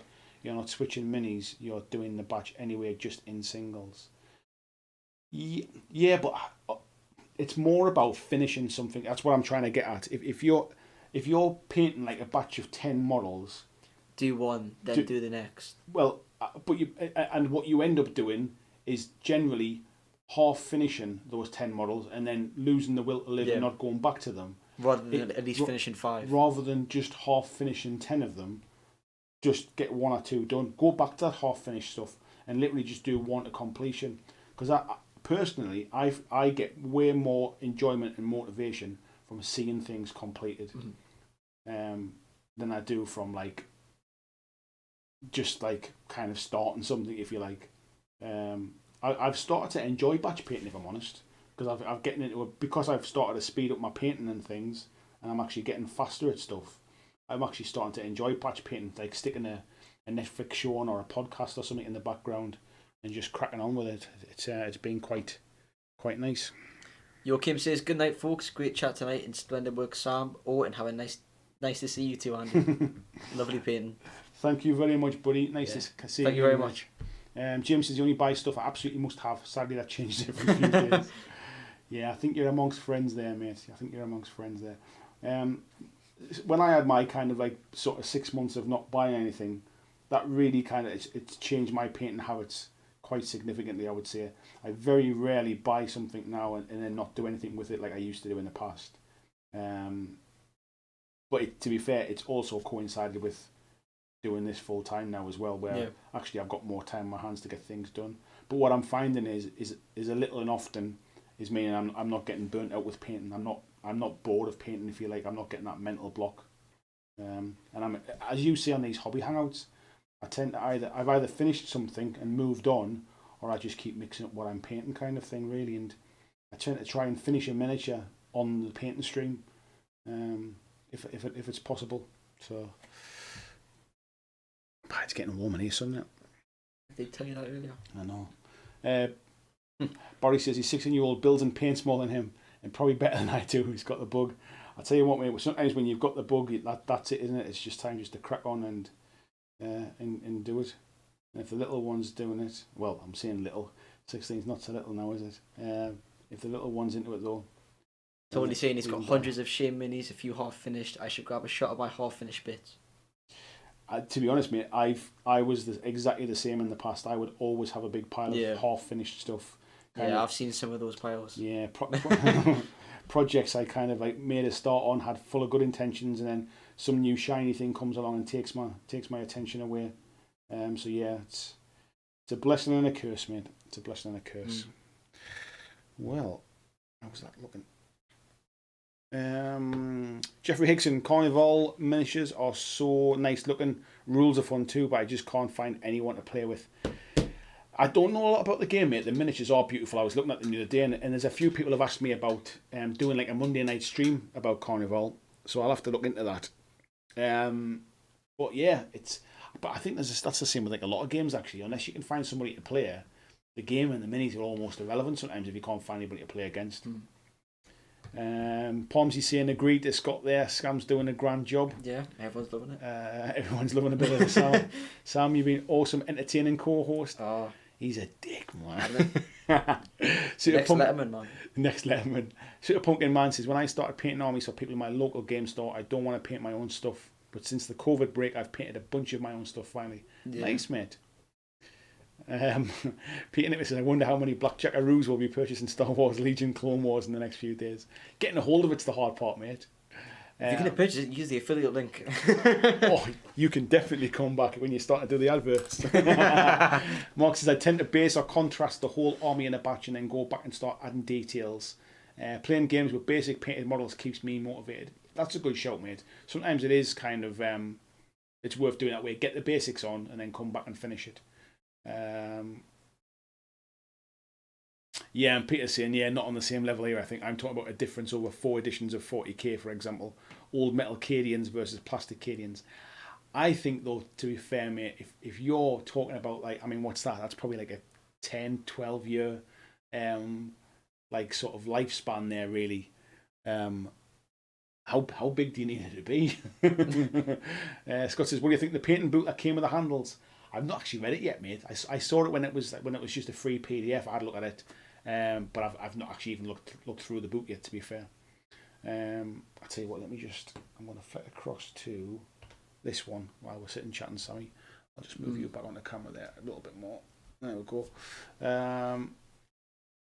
Standard Tabletop says, do you usually texture the bases before priming, don't you? How come you've left these bare? The reason I've left these ones bare, mate, is because I'm just using the Agrellan Earth, and it's basically you don't paint that stuff once you put it on. So I put it on last. I just leave it until last and then just put that on, and then basically I'll show you what they're going to look like. I'll get back to let's do top down camera. You can see on this one, mate. It's just like stuff that you put on basically. So it's the last thing I do on the miniature basically is put that basing on, and then it's done. So that's why I've left it this time, mate. James is saying I usually bath the base colours and washes, then one by one I do all the details. Yeah, everybody's got like their own little ways to do it though. Jeffrey said, I feel being locked away at home has made me purchase more than when I was able to be out and about at a gaming store. I've bought pretty much nothing, mate, because actually it's been a case of I actually quite like to kind of like see stuff. I like to go to a hobby shop and kind of browse and have a look at the stuff really. And I'm definitely more of an impulse purchaser when I can see it in front of me, like in a Games Workshop or a hobby store or something. Shopping online, and then knowing I've got to wait for it to come, I think that's kind of like. Well, see, for me, I have bought a lot more games and stuff like over the sort of COVID thing. But I think that you can they get instant access. Yeah, instant. It's like but it is that same sort of impulse, of. Yeah, and I think if I just kind of if I basically just walked into a hobby shop, and I still haven't been into one yet, to be fair. I think if I walked in, I'd probably come out with a load of bits and pieces. Yeah. Christian said, if you shot on Amazon, he's got some affiliate links there. Thank you very much, buddy. You've got a link for everything, no? I've got a link for everything, mate. You're right. Tony saying he went the opposite way and slowed down. He's lost his mojo a little bit. Yeah, I get that, mate, as well. Peter saying Sam's just paid for his pop with the affiliate link tip. Christian saying eBay is better than RRP. The problem with Legion core set, mate, the Clone Wars one, is it's been out of stock for ages and they've literally just come back into stock and then they're selling fast again, really. So yeah, definitely. Peter saying there, what do you mean how big? You put a cap on that stuff. I put a cap on an army, mate, purely because I don't just play one game. If I only played 40k and I kept collecting for just one army, maybe I'd feel the same way. If I'd been painting like a Marine army for 10 years and they changed over that time, I could kind of see what you're saying, but I play way too many games. I think it's the fact that you do this full time as well that you can't really just focus on one game. Yeah, potentially, yeah, there is that. I mean, I've started building up my Space Marines. Like I've painted all those up that I've got, and I'm waiting for my eventually my Indomitus set to kind of add to that. And I'll probably just do that kind of quietly in the background. I won't necessarily even like show some of it on screen. Really, it's more like a little hobby project for me personally. But I couldn't see me just only ever painting that one army like forever. Yeah. Do you know what I mean? But then it's a collection. It's less to do with the army than it's just a collection, isn't it? James is saying, what games are you playing, Sam, at the minute? I said earlier I was playing a game called Hunt Showdown. It's like a cowboy sort of battle royale thing where you're supposed to shoot each other. It's pretty fun. Yeah, cool, mate. Scott says, my wallet hates you. I do like those miniatures. I may look and try and 3D print some Clone Wars. There's some really good 3D print files out there for Clone Wars, mate. Jeffrey Higgins says, I think the idea of having the anticipation of a package arriving is what I've enjoyed during lockdown. There is that, mate. There is that, like, to be fair. Luke saying, I've really enjoyed the new format of the channel. Sam Jack Legacy has been fabulous. Yeah. I'm telling you, this is the way to go. Is that it? Like, are you gonna become like my sidekick now, like, mate? Yeah. We'll put you on a trial. Kieran says, Andy, did you ever get anything from Battle Systems yet for Fantasy Terrain? To be honest, mate, they did say they were going to send me something out. I've not received anything yet, but obviously they are kind of swamped under with sending out all of the Kickstarter stuff at the minute. And I think what they'll send me is they'll probably send me like one of the retail packs to take a look at. So it's on their to-do list. I'm sure they've either forgotten about it or they're swamped. But yeah, they were going to send me something out at some point. Scott says, what faction are you doing for Space Marines? I've been doing Ultramarines, mate. So I've painted up all of my Ultramarines from the Dark Imperium set. I haven't showed you them yet, have I, actually? I think I might have seen them a while ago. Lord Maiden says, Sam, why don't you give Andy a challenge? Send him to a hobby shop with a goal of spending close to an amount, but make him guess how much. No. No. James saying, Hunt Shadowdown is very cool. I'm rubbish at it. Oh, I'm rubbish as well. It's fine. I keep screaming and my dad keeps coming in saying, what are you screaming at? Yeah, that's been happening a lot today. Yeah. David Denny says, just picked up a Seraphim Star collecting and realised all the paint I have is browns, greys and reds. It'll be nice to paint something more vibrant. There's something like, I enjoyed painting the Warcry miniatures because it gave me an opportunity to use some of the colours I'd bought and never really painted. It was nice to get some kind of bright colours out there. I think that's the thing when you're only doing one army as well, is you're doing the same colours over and over. It might get a bit monotonous, I can imagine that, like. Scott said he's put his Ricari against my Marines when I fancy a small game. Yeah, definitely, mate. I'm just waiting for the rule book, basically, for the new stuff. So and find out what everything costs and what it does. But yeah, we'll get a game, mate. Peter says, believe me, I play lots of games. I just happen to always choose the Horde armies. Peter says, what's a good make of buildings for Legion? I bought my stuff from TT Combat, mate, to be fair. We bought them at UK Games Expo, didn't we? And they weren't expensive, just the MDF stuff, but they look that kind of... In fact, I'll get some pictures up tomorrow. I'll kind of lay out a small game or something like that, and we'll get some pictures up tomorrow. Yeah. Barry says, let's move Andy to the producer's chair. Sam will be the on-air talent. Nice one. How are we doing for time? It's about 11 o'clock. I tell you what, folks, I'm going to call it there because I'm pretty much finished as much as I can paint tonight. These need to dry a little bit now with the washes and stuff. So I've painted up 4 droidicas, these little fellas, and General Grievous we did early on tonight as well. Although I'm not 100% convinced. I need to lighten it up in places, I think. So it's a bit more greeny, I think, than I originally thought it was going to be. He's just being in a swamp or something. Yeah, you can make it up. I think what I'll do is I'll probably do the base first, because I think until I've got the base done, sometimes it always looks a little bit off. But with a little bit of silver as well, a bit of chipping and stuff like on the armour. I think that'll do it. That's what you mean. So, Scott saying you can get some 3D printed stuff for terrain. Yeah, Mark saying cheers Andy and Sam, great as always. Sam, don't be a stranger. You'll be back, mate, won't you? Yeah, definitely. It's this kind of like Sam's busy doing A levels at college, so like they've finished now for the 6 weeks for the summer as well. So. I'm sure we'll see you more online. Nice one, folks. So, Jeffrey says, thanks for an fun and interactive chat. Quickly becoming my favourite live hangout. Thank you, Jeffrey. Really do appreciate it. If anybody does kind of enjoy these kind of chats and stuff and hanging out with everybody, if you are interested in joining the Patreon group for $2 a month, you will basically you get access to the Discord chat. The Discord chat is essentially like this is in the chat tonight, but 24 hours a day, 7 days a week. There's people from all over the world, all different corners of the globe. Yes, you can have corners of a globe. Which means that there's generally somebody in the chat at most different time zones as well. Thank you, Christian, for sharing the link as well. And Palmsy there saying thanks, good stream as always. He's done a bit of tidying as well. So thanks very much, folks, and I will see you next Monday for Monday Night Live Stream. Yeah, thank you very much. See you, bye, Sam. Goodbye. Thanks for watching my video. I hope that you really enjoyed it. And if you did, why not consider clicking on the suggested video below to see more of the work that I've done. If you'd like to support the long-term sustainability of this channel, why not consider checking out my Patreon, where you can pledge and support from as little as $2 a month, and there is lots of different tiers and bonuses which will give you access to a private Discord server. It will give you free t-shirts, free mugs, a podcast every month, and a number of other things, including getting your name at the end of every video, like these awesome folks who already support me now.